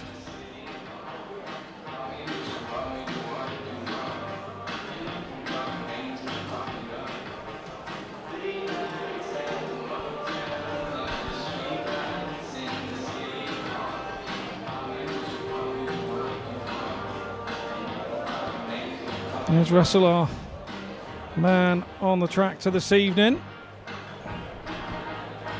And catch the door on the fence, Russ. Yeah, we've all done that at some point in our lives. Any tractor drivers out there watching? Forget you've had your door open and catch a fence or a hedge. One of those doors are the best part of 300 quid.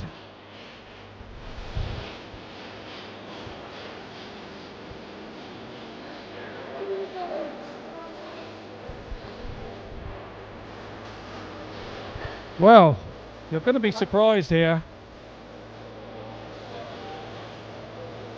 I've been joined by a guest. It's very nice to actually have him join me. Usually I've got to chat with him before the start of the meeting. I've been joined by Tom Brennan. Tom, what are you thinking of this so far? Oh wow! I mean, this is my first National League Riders Championship, so no, I mean, the track looks pretty tricky right now. But I mean, it's like sort of coming to now. But no, fantastic. I'm so surprised we haven't had any dust. They have been firing the water in it all day. Yes, it's made it very tricky. Is this a bit of an experiment for maybe what the Pirates are going to have it like next week? Oh, hope not. No, I mean, you can clearly see that they've managed to put the water in it now, right? Which was the main thing. We obviously don't want to be having 2 sort of dusty meetings here, but this definitely started out like kind of a little bit more on the grippier side. So, I mean, now it's kind of coming to where they've kind of got the material off and they're starting to kind of race now properly. Well, we've just seen a pretty extensive track grade there where they brought it in from the outside, taken it back to the inside, and now gone to the inside and taken it out the backside, back to the outside. Is there a reason for that? Is that to thin the material out, or is it to try and help dry the material out? Yeah, I mean, a little bit of all of that, right? I mean, to be honest, it's actually quite cool to be having a track that's kind of a little bit trickier because I mean, kind of like notoriously across the leagues now, tracks are very, very slick, and you kind of can't really separate the kind of different levels, right? And tonight you can clearly see the riders that kind of know how to adapt, but then they obviously know how to ride these sort of tracks, and obviously riders that don't. It's been a little bit kind of like unfortunate kind of for like some of the guys, but yeah, I mean it's kind of tough out there, but at the same time it's a pretty good leveler. But you've been out on those tracks in your career, and it's a vital sort of learning part of it, really. Surely it has to be. Yeah, it is. I mean, whether you like it or not, it has to be done. It's obviously one of those things. I mean, kind of turning up. I mean, it's probably one of your worst nightmares to have like a track like this. But at the same time, it's kind of like a more of like a mental thing, right? You can kind of prepare to fail, or obviously you can kind of prepare like the best you can with the most positive attitude. And you can clearly see the guys that have done that tonight. Is it more difficult to have that happen at a track like this at Poole, where you have to attack it? Yeah, well, also most of these riders probably haven't been here, and if they haven't been here, they probably haven't been here very much. So I mean, that's already step one, and then step two, with it being this tricky, some of the guys, yeah, I mean, it definitely doesn't make life easy. No, it doesn't. But what an interesting meeting we've got at the moment with obviously Vinnie out front with his 9 points, and you know, he's been passed and back passed, but he's doing the business, and that's good for the team long term. Yeah, fantastic. You know, Vinny's like showing his true colours now. He's only had a few meetings for us now, so he's kind of getting underway, and you can clearly see that he's find the right way around here. So no, let's hope he can keep it going. Thank you so much for joining me, mate. I really appreciate it, and enjoy the rest of the meeting. How lovely was that? What a lovely man to come and join us. And there you go. He even thought the track was a little bit tricky to start off with and didn't fancy it. So that shows how tricky it was for the guys. Right, well, we move on to Heat 13. And in Gate 1, we have the unbeaten man, Vinnie FOORD in red. In Gate 2, Dayle WOOD in blue. He won last time out. In Gate 3, Jacob Clouting in white. And in Gate 4, Sonny SPRINGER in yellow. Easy to say that Vinnie FOORD's the favourite here in this one, but Dayle WOOD has looked and been getting quicker as the meeting has gone on. Interesting to see, I think. The two Cook brothers and Tom, who we've just spoken to, will be interesting to see what the track Drake did on this time. And of 8 heats to go to find our champion. We're still none the wiser yet.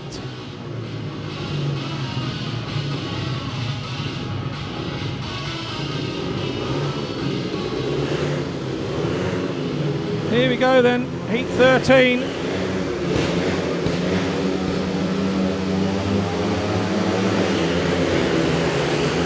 Oh dear, there was wheel spin at the start there. It's Dayle WOOD that's made it. And then round the outside there in yellow, in a big brave move, comes Sonny SPRINGER. He looks lovely going into turn 1 there. He's found a bit of speed and a bit of grip. Looks very good indeed. He'll be interested in the paddock to see what's happening here to Vinnie FOORD. Vinnie FOORD's trying to go up the inside of Dayle WOOD. It got awfully tight there, but we know Vinnie likes a bit of that. Dayle WOOD's got a lift and drifted out. Vinnie's not got enough speed. He's still trying the inside on him. Has to be on the grass. I can smell a clutch burn in here somewhere as it's gone by me.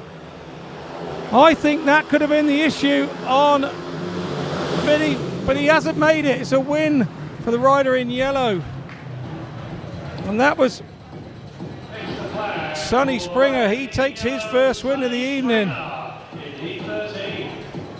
Second in blue was Dayle WOOD. Third in red was Vinnie FOORD. He drops his first points of the evening. At the back was Jacob Clouting. That was impressive from Sonny SPRINGER for me to take those 3 points. You can see on the start here, I think the clutch was going on Vinnie's bike. The wheel was going round and round and he was trying to stop it going through the tapes. But Sonny SPRINGER showed a clean set of heels there and he was gone once he got through turn 1. A nice move around the outside. Dayle WOOD was more concerned about Vinnie on the inside of him, and SPRINGER absolutely sprung out round turn 2, and he really did go on and win the race with comfort. Number 13. We're on to Heat 14 now, sponsored by Haywood Properties Limited for a complete range of building works and extensions. So we go on to Heat number 14. Nathan Ablitt, Halder, and Joe Thompson. There we can see Max Perry on the inside. He's in gate 1 in the red for Heat 14. In gate 2 in blue is Nathan Ablitt. He's had an unlucky evening, 2 crashes and a race win. Gate 3, Jamie Halder in white. And in gate 4, Joe Thompson in yellow. Joe was off that gate last time and didn't have a lot of joy. And it let him down a little bit.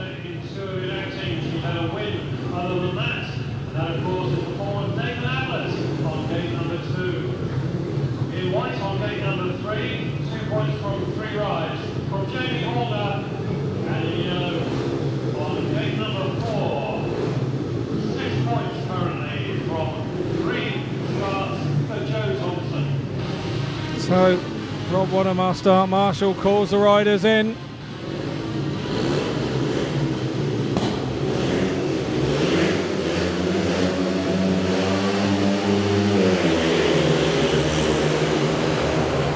Ablitt makes a start in blue, followed by Max Perry, and rider in yellow. Don't know whether he gets touched there. He just gets a little out of shape, Joe Thompson. He was trying to come across. I think it was a bit of first bend bunching, and everybody, I would imagine, will all be back. I'm seeing no exclusion lights on from our referee. Number 14. The referee has ruled an unsatisfactory start. Once again, all four riders. An unsatisfactory start. Neil over there, his mechanic, sorting Joe Thompson's stuff out. He's had a busy night. Joe's been on the floor of that turn once already, and we'll just see it from here again. The initial jump looked Max, but then Ablitt got across him, makes the turn. Joe was already there. Does Max come in and touch Joe? I think he does.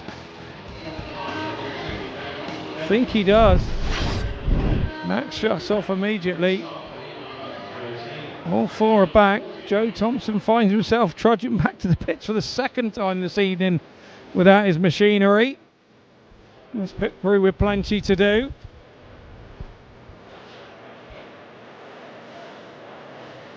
Nathan Ablitt has got to be thinking, oh, what have I done here this evening? The early fall, I think you can understand, but to back it in heat 3, in his third heat, which was heat 12, and come off while you were in front, it handed a victory to Vinnie FOORD, who he'd already passed. To take the lead back, he'll be disappointed with that. But as we had a little chat there with Tom about the track, and he said, you know, there was a lot of water early doors, but we haven't had dust, and yeah, it was a little tricky, but it now really looks excellent. Really doesn't look patchy. It looks really, really good.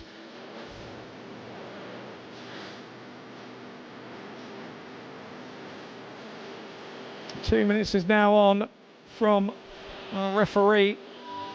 He wants proceedings to continue with heat 14 and its rerun.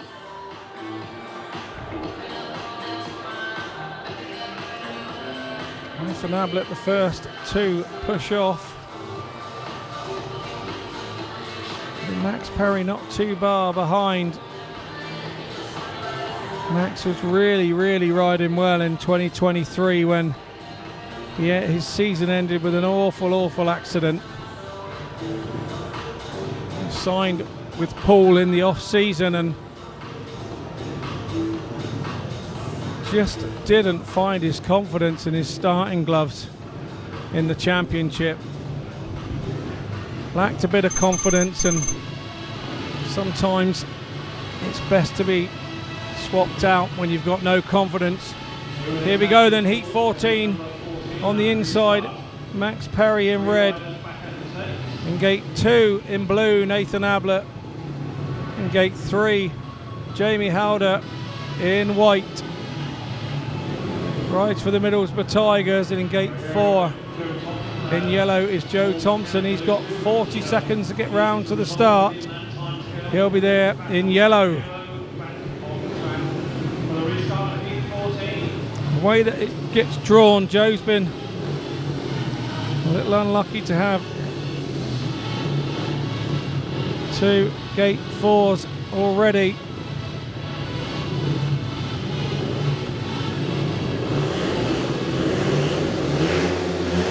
So here we go then, heat 14. And it looks like Ablitt and Thompson. Ablitt's there, Thompson round the outside, finds the dirt, finds the run. Makes no mistake this time, he's out front. Ablitt in blue in second. Max Perry in red in third. And at the back, Jamie Halder. It's the three big guns from the race out front. Not necessarily in the order we thought. But these out front, Joe Thompson, and really making amends with that gate 4 that he had there. Made a good start, stayed out wide around the pit turn. He's got 1 lap to go. Ablitt's not made any inroads into him. Perry is not far off of Ablitt, but they look to be going around the same speed, so he won't make any inroads, I don't think, bar a mechanical failure. But it's a win for Joe Thompson in yellow. He takes the 3 points. Second is Ablitt. He was in blue. He takes 2 points. In third, in red, was Max Parry. He takes a solitary point. And Jamie Halder came home in 4th place in white. And here we go. You can see the leaderboard there as we go. Vinnie FOORD is out top at the moment. Sam Hagen and Jake Mulford really have a chance to do something about that. Max Perry missed his chance there. Just the solitary point. Will it make a difference at the end of the evening? He has 1 race to go. It's all hotting up here, as it's been hot all day here at Wimborne Road. We are 6 races from finding out our champion, or are we? Will it take a runoff? So just 3 riders in amongst this one. Jake Mulford off the inside gate. He's on 8 points. There he is in red. He's off of gate 1. He's sat on 8 points. Ben Trigger in blue. He won last time out. He's in gate 2. In gate 4 is Stene PIJPER in yellow.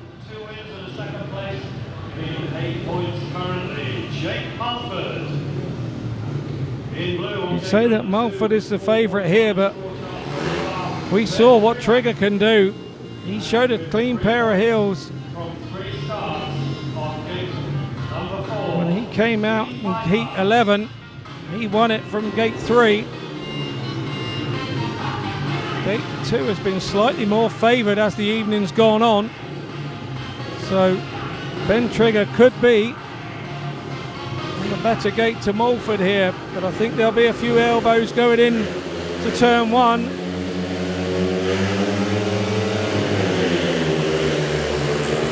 And there is going to be elbows. Mulford pushes Trigger out. Trigger tries to do the big cut back on the inside, and is still going back on the inside. Big move there from Ben Trigger. Mulford now comes back up the Hague Avenue against him in red.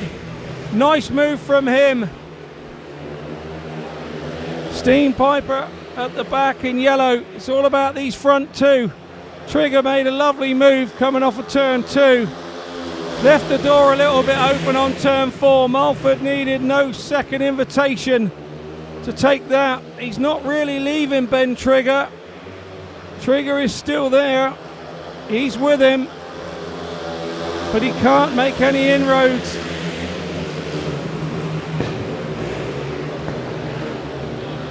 Mulford goes out to the bit of dirt, grabs a couple of bike lengths on him. But as we come to the line, it's a win for Jake Mulford in red. He takes 3 points. Ben Trigger takes 2 points in blue. And it's 1 for Stene PIJPER. That win for Jake Mulford takes him on to 11 points, and he will now top the charts. With 1 heat to go in this 4th block of racing. Good race there as well. Mulford did really well here. He bosses the first turn. Trigger then does the cutback on him. Mulford thought he got it covered, but you can see Trigger was so low down he found a piece of dirt that the tyres hadn't been on, and that propelled him up the inside, but it then made him drift and too far out and opened the door for Mulford to come up the Hague Avenue, and the writing was on the wall from there.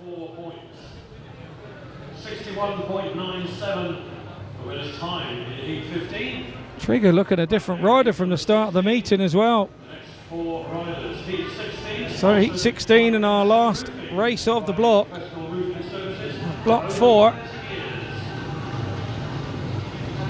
All our riders are round to tapes. Alongside Sam Hagen, Matt MARSON and Max James. So here we go then. Heat 16. Heat 16 on the inside. Ace Piper in red. Gate 2, all eyes are on Sam Hagen. Can he win this in the blue helmet and go level at the top with Mulford? In gate 3 is Matt MARSON in white, and in gate 4 in yellow, Max James. Leicester Lion. Gate number 3 in white, 5 points scored so far from Matt MARSON. And in yellow on gate number 4, 4 is the score so far. Beg your pardon, 2 is the score so far for Max James.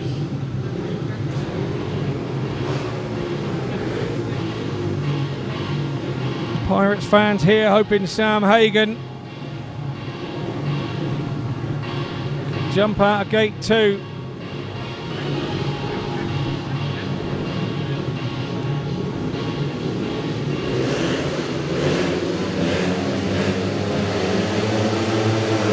Up we go and away we go. It is a good start from Hagen. Round the outside is Matt MARSON. Hagen goes out and finds the dirt. Little bit of local track knowledge there from him in blue. He takes on down to turn 3 and takes the lead. And in white, Sam MARSON. He's in second. Rider in yellow's gone down at the back. That's Max James. It's the second time he's gone down this evening. He manages to clear the track, which is good news for Sam Hagen, who's still out front and now stretched his lead. In third place in red is Ace Piper.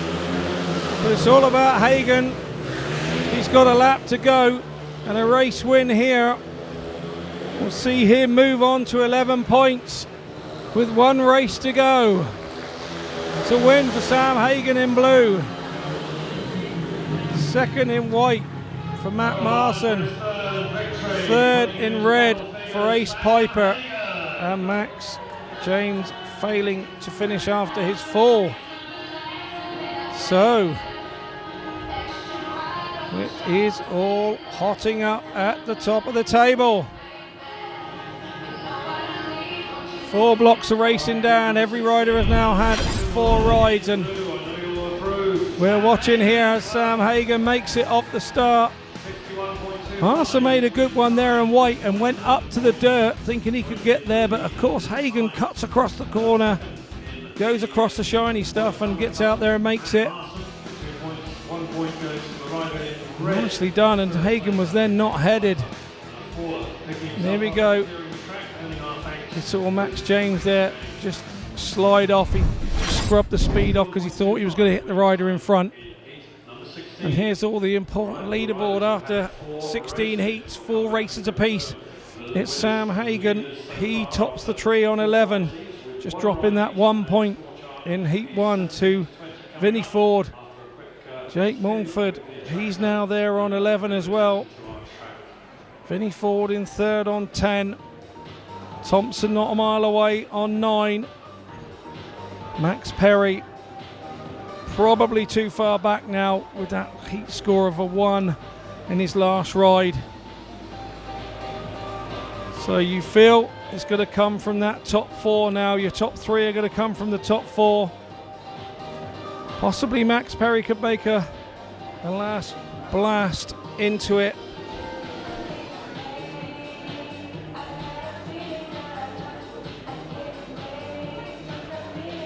Sam Hagen comes out in yellow in heat 19. He's out against Dayle WOOD, Nathan Ablitt and Ben Trigger. So Ablitt, Wood and Trigger have all gone well in the last block of rides.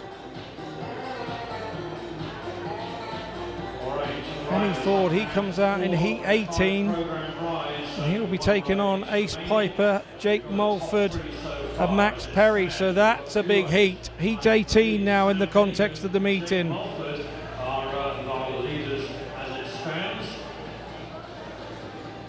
They both have 11 points, having dropped 1 point each. Right behind them on 10 Just looking back through the program here. After 3 wins in his first 3 outings, and behind them on 9 points with a win last time out was Joe Thompson. Joe Thompson just sat there on 9. He goes out in heat 20 up against Jacob Clouting. Both Sam Hagon and Jake Mulford will get their last Stene PIJPER and Matt MARSON. So you'd think that Joe Thompson should add some points there as well. We are no closer to finding who the winner is going to be. runoff for the title between those two if they both win their remaining race. We've got Ben Trigger's mechanic is down there doing some bits. So here's your heat lineups for heat 17. So this one really won't affect the top spot, heat 17. The riders gaining points, and here we go, heat 18. This is the big one really, isn't it? We've got 3 of the protagonists in the top 5 there. Ace Piper on the inside, but it's Max Perry, Vinnie FOORD and Jake Mulford. Is the yellow gate going to work for him? Heat 19, and we've got Ben Trigger, who's been flying of late in his last 2 heats. Dayle WOOD's picked up the pace. Nathan Ablitt's been unfortunate, been on the floor more than on the track. And Sam Hagon out there in the yellow gate. And here at the end in our last heat, heat 20, see Joe Thompson in there with a couple of guys that have been struggling. But Matt MARSON has gone well in his last couple of rides. So he could be a protagonist to Joe Thompson there. Plenty of action still to go here. It's Ace Piper in our shot. You can see just in the background behind Ace Piper, Martin Dugard and Martin Hagon working frantically on this man's bike. Sam Hagon, he's having a chat with his Poole team manager there. Seems very weird seeing him with red Kevlars on here at Wimborne Road. The 2 minutes has gone on already for our referee for heat 17. I'm guessing that might just be because I'm used to calling Halder. I don't know, but anyway, my apologies, Jamie, I am corrected. Jamie Halder is the correct pronunciation. There's Ben Trigger having a look at the track from the viewpoint.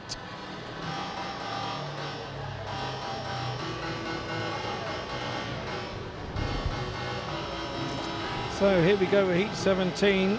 That is our last 1 minute now. Heat number 17. 3-rider heat of the evening. There's Ben Trigger.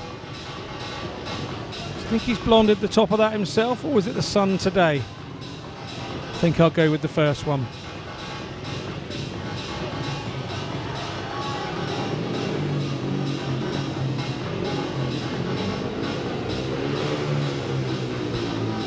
So here we go, the lad's last ride. There's Gary May. I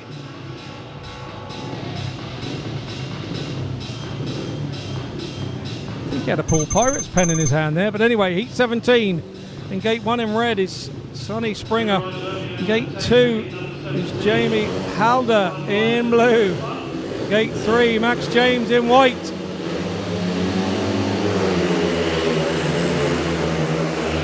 Away we go. Oh, it got a bit messy and drifted through there. For Springer. Springer now's gone straight round the back of Jamie Halder. Springer showed this sort of form in his last ride. He's now looked over his shoulder.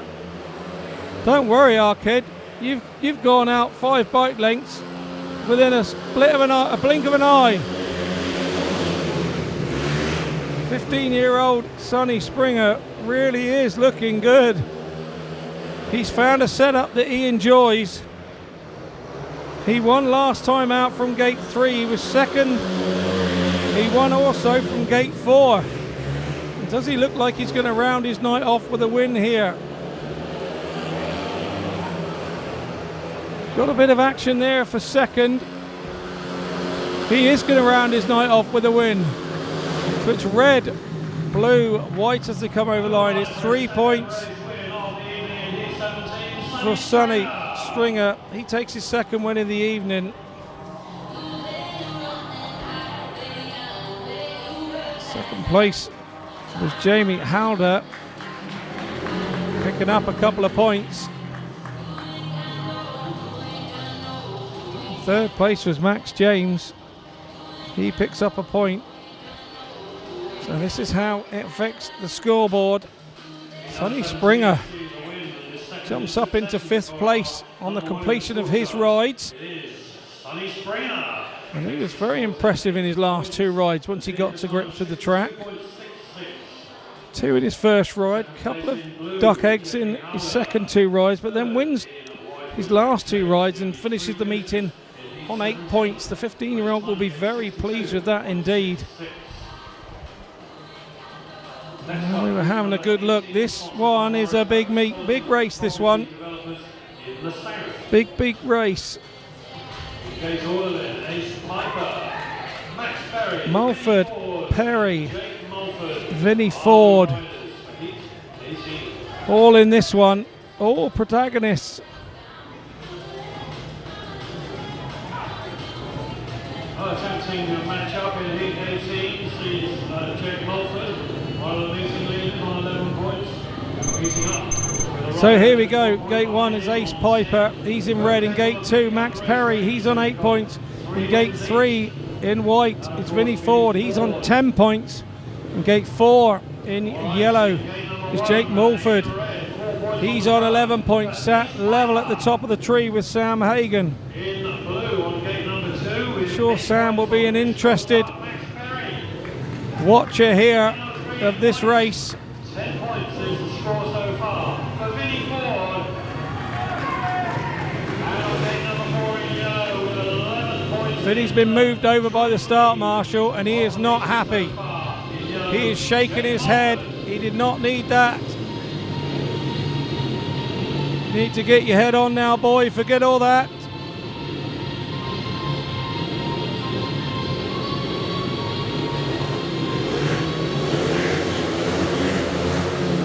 So here we go. E18. And it's a beaut from the outside from Mulford. Ace Piper goes down on the inside on his own, stays on the track, so there will be a restart. There will be a restart. So is that start of Mulford to no avail? There's a clutch cover there. The plastic clutch cover has come off of Ace Piper's bike. He's not very happy. He's thrown it across the track. Rider in red has been excluded from Heat 18. He is the cause of the stoppage in the referee's eyes. So we will have a 3-rider race in the rerun. You can see Vinnie FOORD there not happy at all about having to move.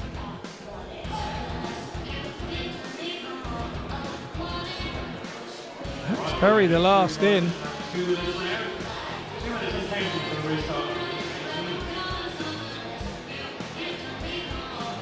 Yeah, we can see Vinnie did an absolute stonker of a wheelie.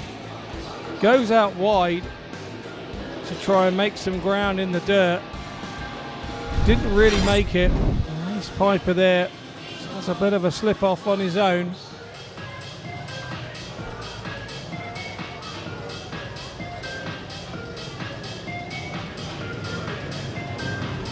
So a 3-rider restart here for Heat 18. No rider on the inside in red. Gate 2 in blue, Max Perry. He's in 8 points. Gate 3 in white, Vinnie FOORD. He'll be hoping for a better start than he made last time. He's on 10 points. And Jake Mulford in yellow. He'll be hoping for exactly the same start as last time.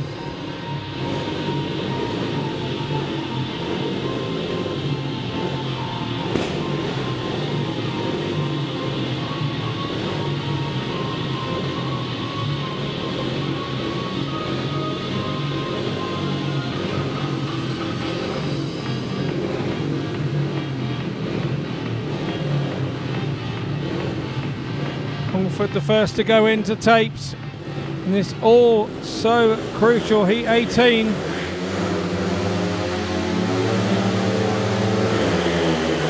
Vinnie missed the start totally. Once again, Max Perry is up the inside of Mulford. Mulford's gone and taken the big line. Vinnie FOORD has gone down. He caught the back wheel of Max Perry. That one looked nasty. I think he just caught the air fence, but he stayed down. Going into turn 3, an awkward one when you go off the wrong side. Many times we've called him the rubber man, and well, I don't know about that. How do you get up from that? He's stood on his feet. He's up. He's up straight away. This man's a miracle. Nasty incident. And he is so angry with himself. I tell you, he's a lucky man to walk away from that. That was some nasty looking accident. Vinnie, well, he's You'll see it here again. He misses the start by a second. The other two are long gone. He just misses the start totally.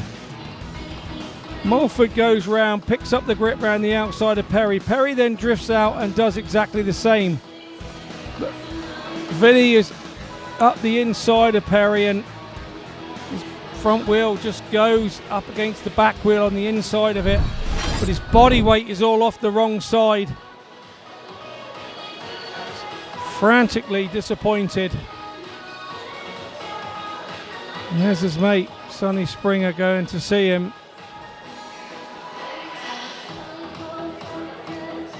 Bike looks to have a few problems. Vinnie makes his way back to the pits. 2 minutes is on for the remaining 2 riders. So we are again. Vinnie unfortunately gets the disqualification for being the cause of the stoppage. Exclusion of that rerun to the rider in red. So that ends Vinnie FOORD's challenge on this NDLRC evening. So it's Jake Mulford there at the top. He's got a 2-rider race now, so the minimum he can go on to is 13 points.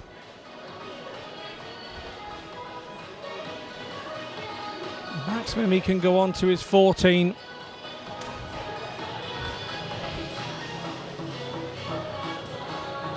It's like an old-fashioned golden helmet race, this one. It was a match race between 2 riders. There used to be a series of 3. And I remember coming here to watch Malcolm Simmons and Peter Collins as a 6 or 7-year-old do that. 3 heats throughout the evening. And the winner held on to the golden helmet and took it to the next meeting and did the same. So an old-fashioned match race. So gate 2, Max Perry in blue for the 3rd time of asking. Jake Mulford in yellow on the outside for the 3rd rerun of heat 18.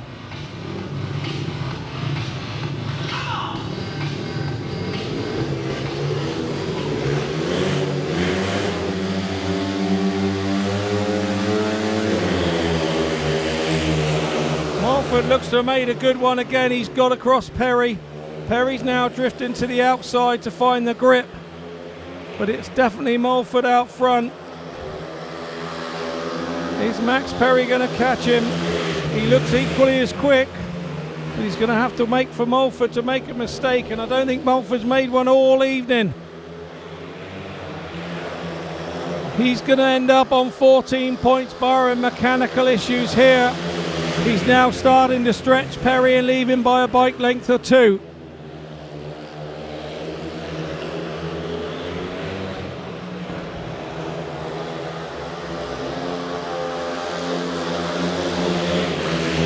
Mulford comes into the last lap, more than comfortable here.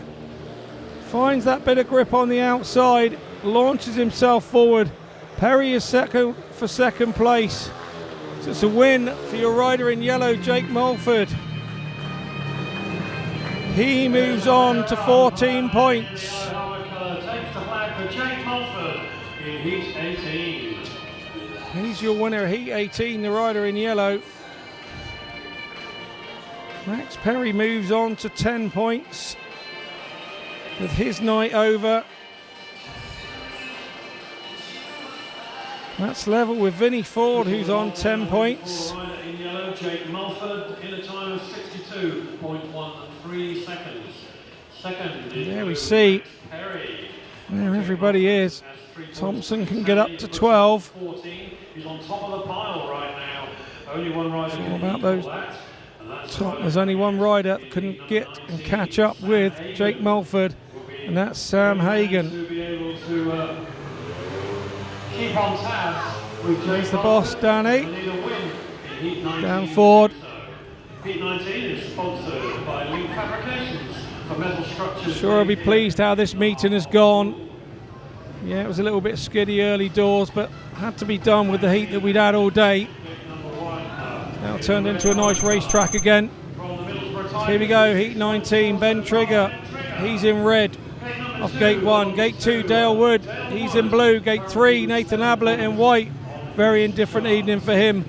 And on the outside in yellow, Sam Hagon, the Bellevue Colts, Poole and Leicester Lions in the Premiership racer. On such a big race, he will take heart that Jake Mulford done it from that gate.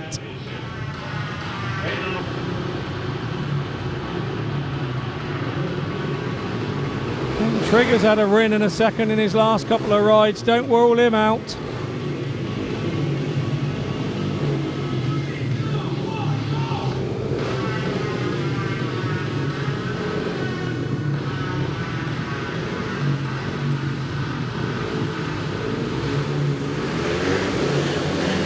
So here we go then, Heat 19.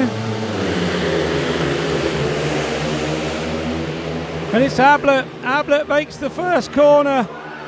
Hagon is coming around the outside to second. He goes round for a third. What an absolute believer of a move from Sam Hagon. Wow, wow, wow. He was there in third, nearly going to the back, but he stuck with it. He got out there, he found some speed, found some pace, and now he is leaving the pack. Ben Trigger now putting Nathan Ablitt under all sorts of pressure. Ablitt staying down low on the greasy stuff and on the dry stuff. Hagon's gone up to the dirt and's got his bike absolutely pulling. He's got one lap to go. It's Dayle WOOD at the back in blue. Trigger having a good go at Ablitt, but it's not about Ablitt this heat now. It's all about Sam Hagon. He wins it in yellow. 3 points for him. 2 points for the rider in white, Nathan Ablitt. 1 for the rider in red, Ben Trigger. And none this time out for Dayle WOOD. Here's how he did. Look at Hagon, he's at the back there. Dayle WOOD takes middle of the track, leaving Hagon the outside. He goes around the outside and he gets to behind Ablitt. Do you think he's gone as far as he can go? Nathan tucks down tight. Sam keeps it pinned. He jumps on to 14 points also now, Sam Hagon. So here we have all of their scores. Look at the top of the table. 2 on 14, 2 on 10. Joe Thompson now the danger man to those top 4. Looks like we're going to need a runoff to decide the winner. It's sponsored by Wessex Marine, our meeting sponsors, and big supporter, of course, always of Youth Speedway, both here in Poole and nationally.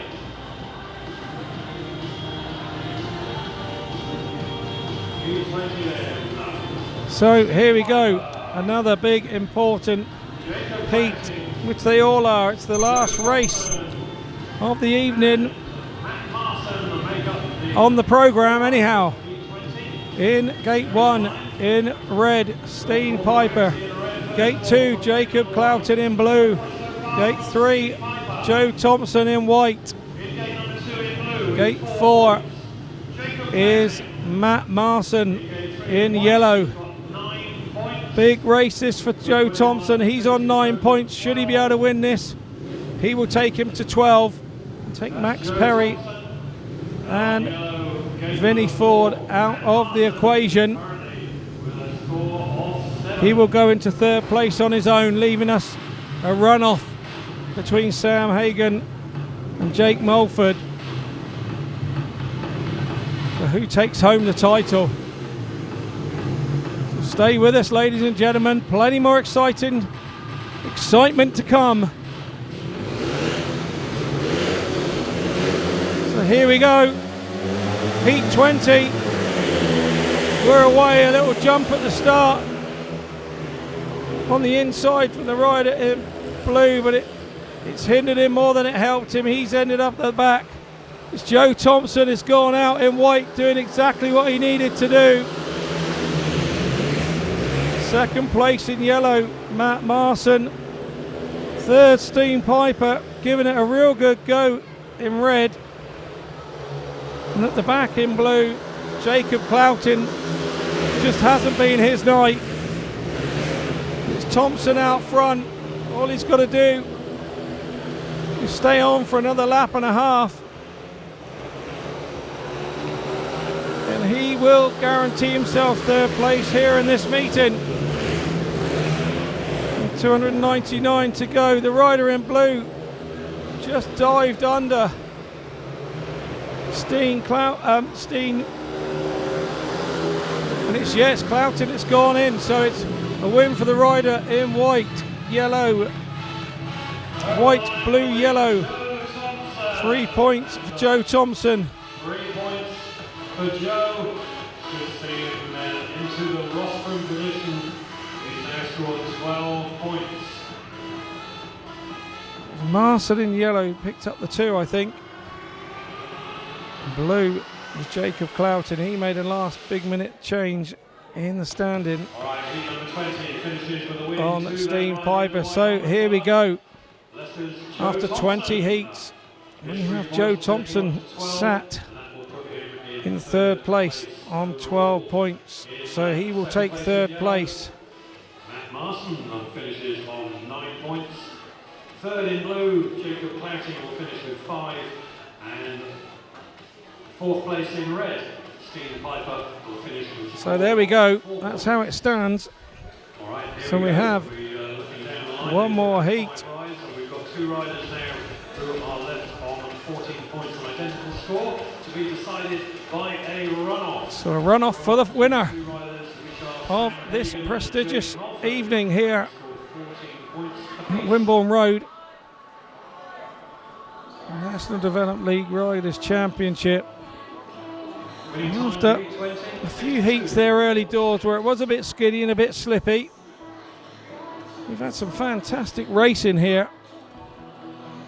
Those men have given everybody their admission fee. There's no two ways about it. I have to say, Vinnie Foord is worth the entertainment fee, the admission fee alone here for his entertainment. It's a special rider. So as they sort out in the pits who's doing what, obviously there'll be gate choices, whether they will get to pick the inside gate or the outside of the track, so that you get to choose 3 and 4, or do you get to choose 1 and 2 and start anywhere from that spot. I'm wondering how that would work. Would that be on count back? And where Sam Hagon has had the last 4 heats have been a win, Jake Mulford has only won his last 2. So I'm wondering whether it goes count back on that. I'm unaware of the rules here. I'm sure somebody will fill me into my ears if they know.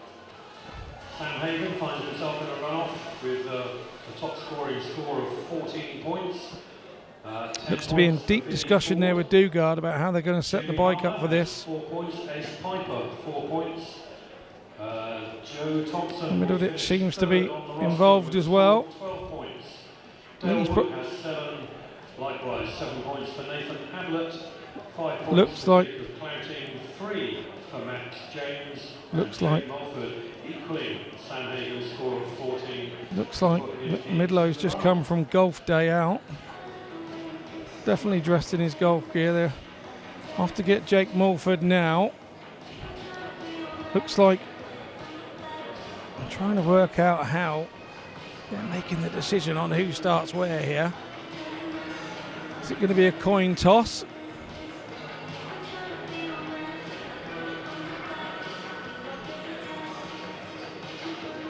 Martin Dugard is questioning the reasoning. So it is a coin toss. I think Sam Hagen has called heads. Everybody looks to the floor. You see where Morris and who he points to.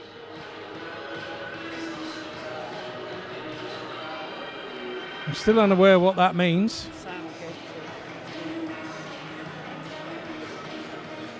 Not sure what gates are being used. I will fill you in the minute that I find out.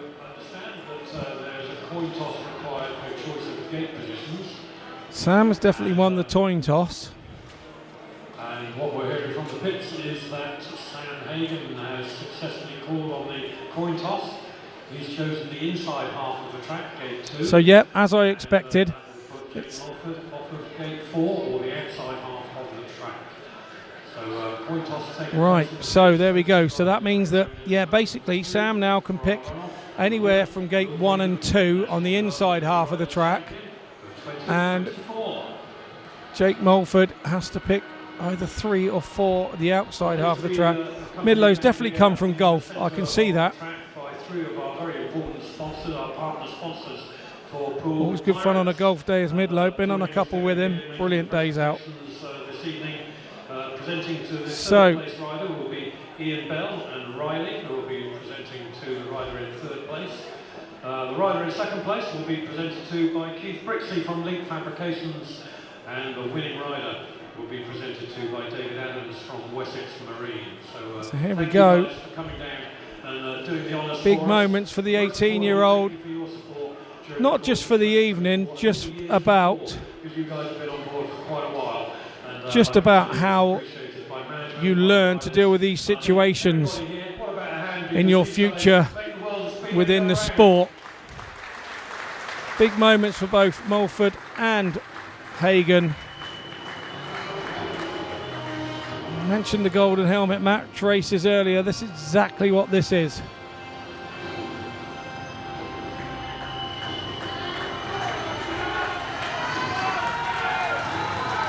When you get out front, you have to make decisions here, where you're going to ride. The thing is, you know your rider here is equally as quick as you are.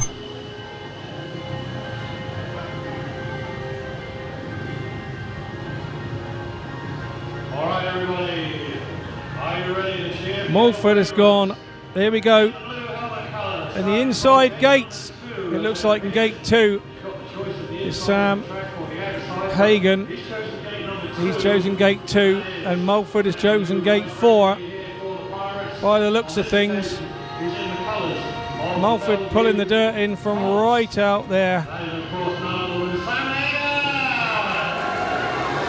Poole fans, as you can hear, going crazy for Sam Hagen in this runoff. Mulford has been mighty, mighty impressive here.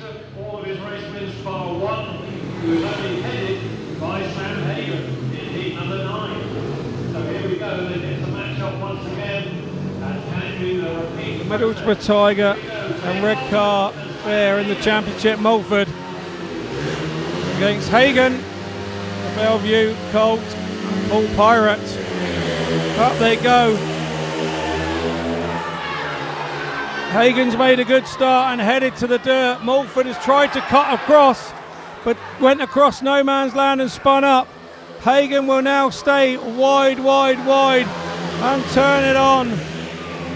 He was the favourite for tonight's meeting in all the papers, in all the press, before the evening started. Is he going to hold on to his nerve? All the pressure. The Poole fans wanted to see him go. He seems to be all okay with a lap and a half to go. Big start and big move from him. Massive moments in this young man's racing career. And he's doing it here in front of his home fans at the Pirates. He's made it. It's a win in the runoff for Sam Hagen in blue. He is the NRD champion, the National Development League champion. Sam Hagen, your rider in blue, and gracious in defeat, Jake Mulford there in yellow. Having a chat about how it went. Mulford tried to get across that greasy stuff on the inside of turn 2. Both do a good wheelie for the fans. The fans have been superb and turned out in good numbers this evening. And what a climax that was for them. But Sam Hagen winning it.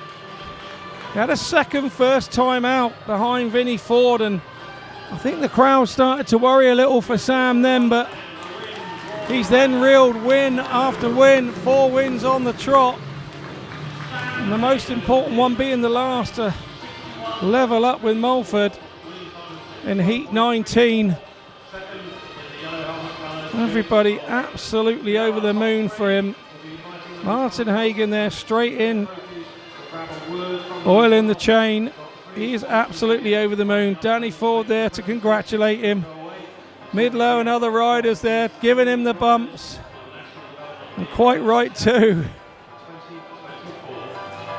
Look at him, he seems absolutely chuffed to pieces, and why wouldn't he? And congratulations there from all the riders to Jake Mulford as well.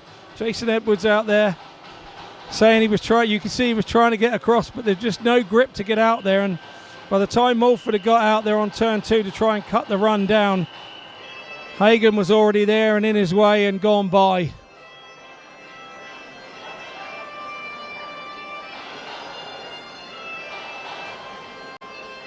What a meeting that was.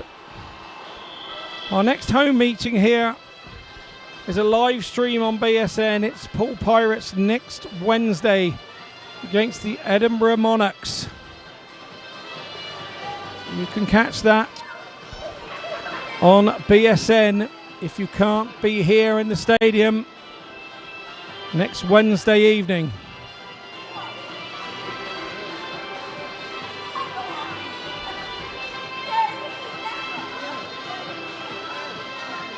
Sam Hagen sends the Poole fans home very happy indeed.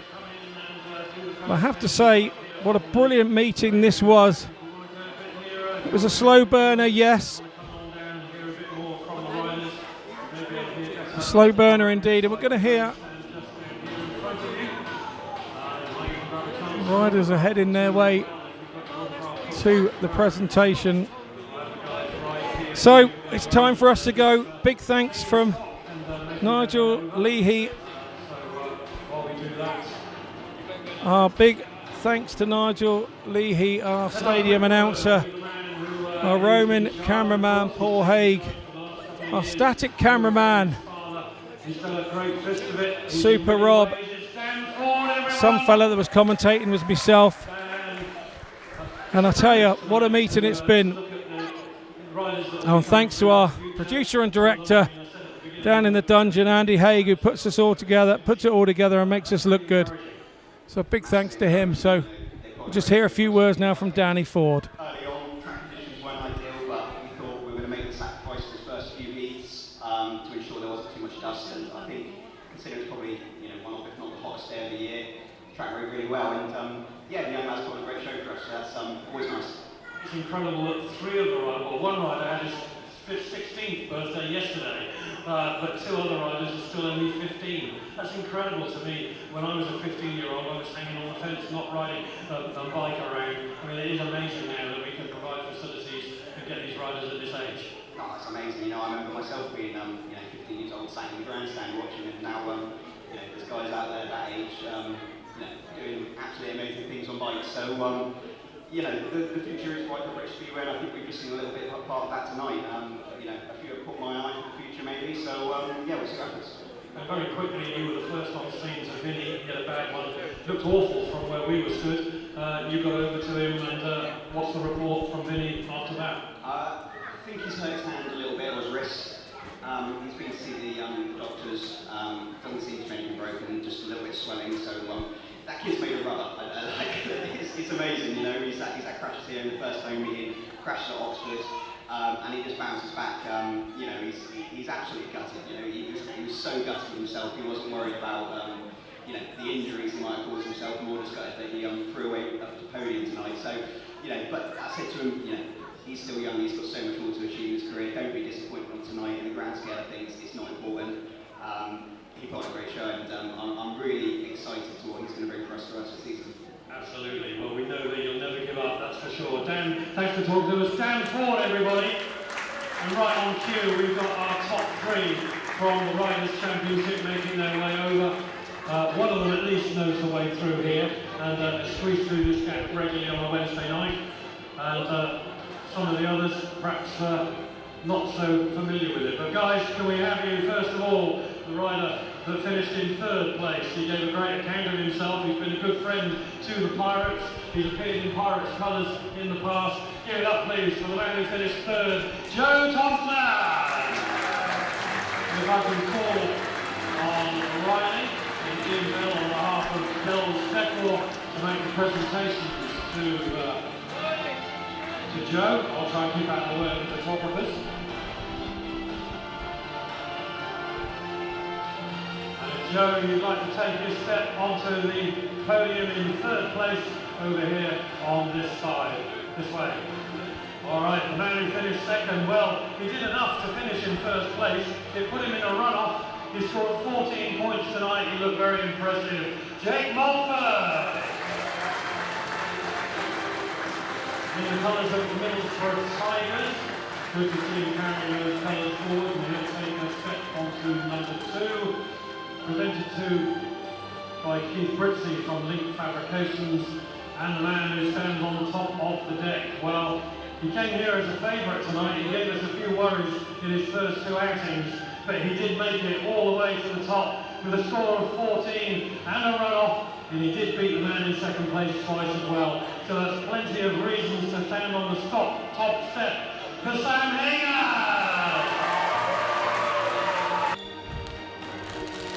Your champion, Sam Hagen. Just a reminder, Pirates at home next week to Edinburgh Monarchs, but it won't be on Pirates TV. The live stream for that one is on BSN. We thank you for joining us this evening for what's been an excellent meeting. We'll hope you join us again soon here on Pirates TV.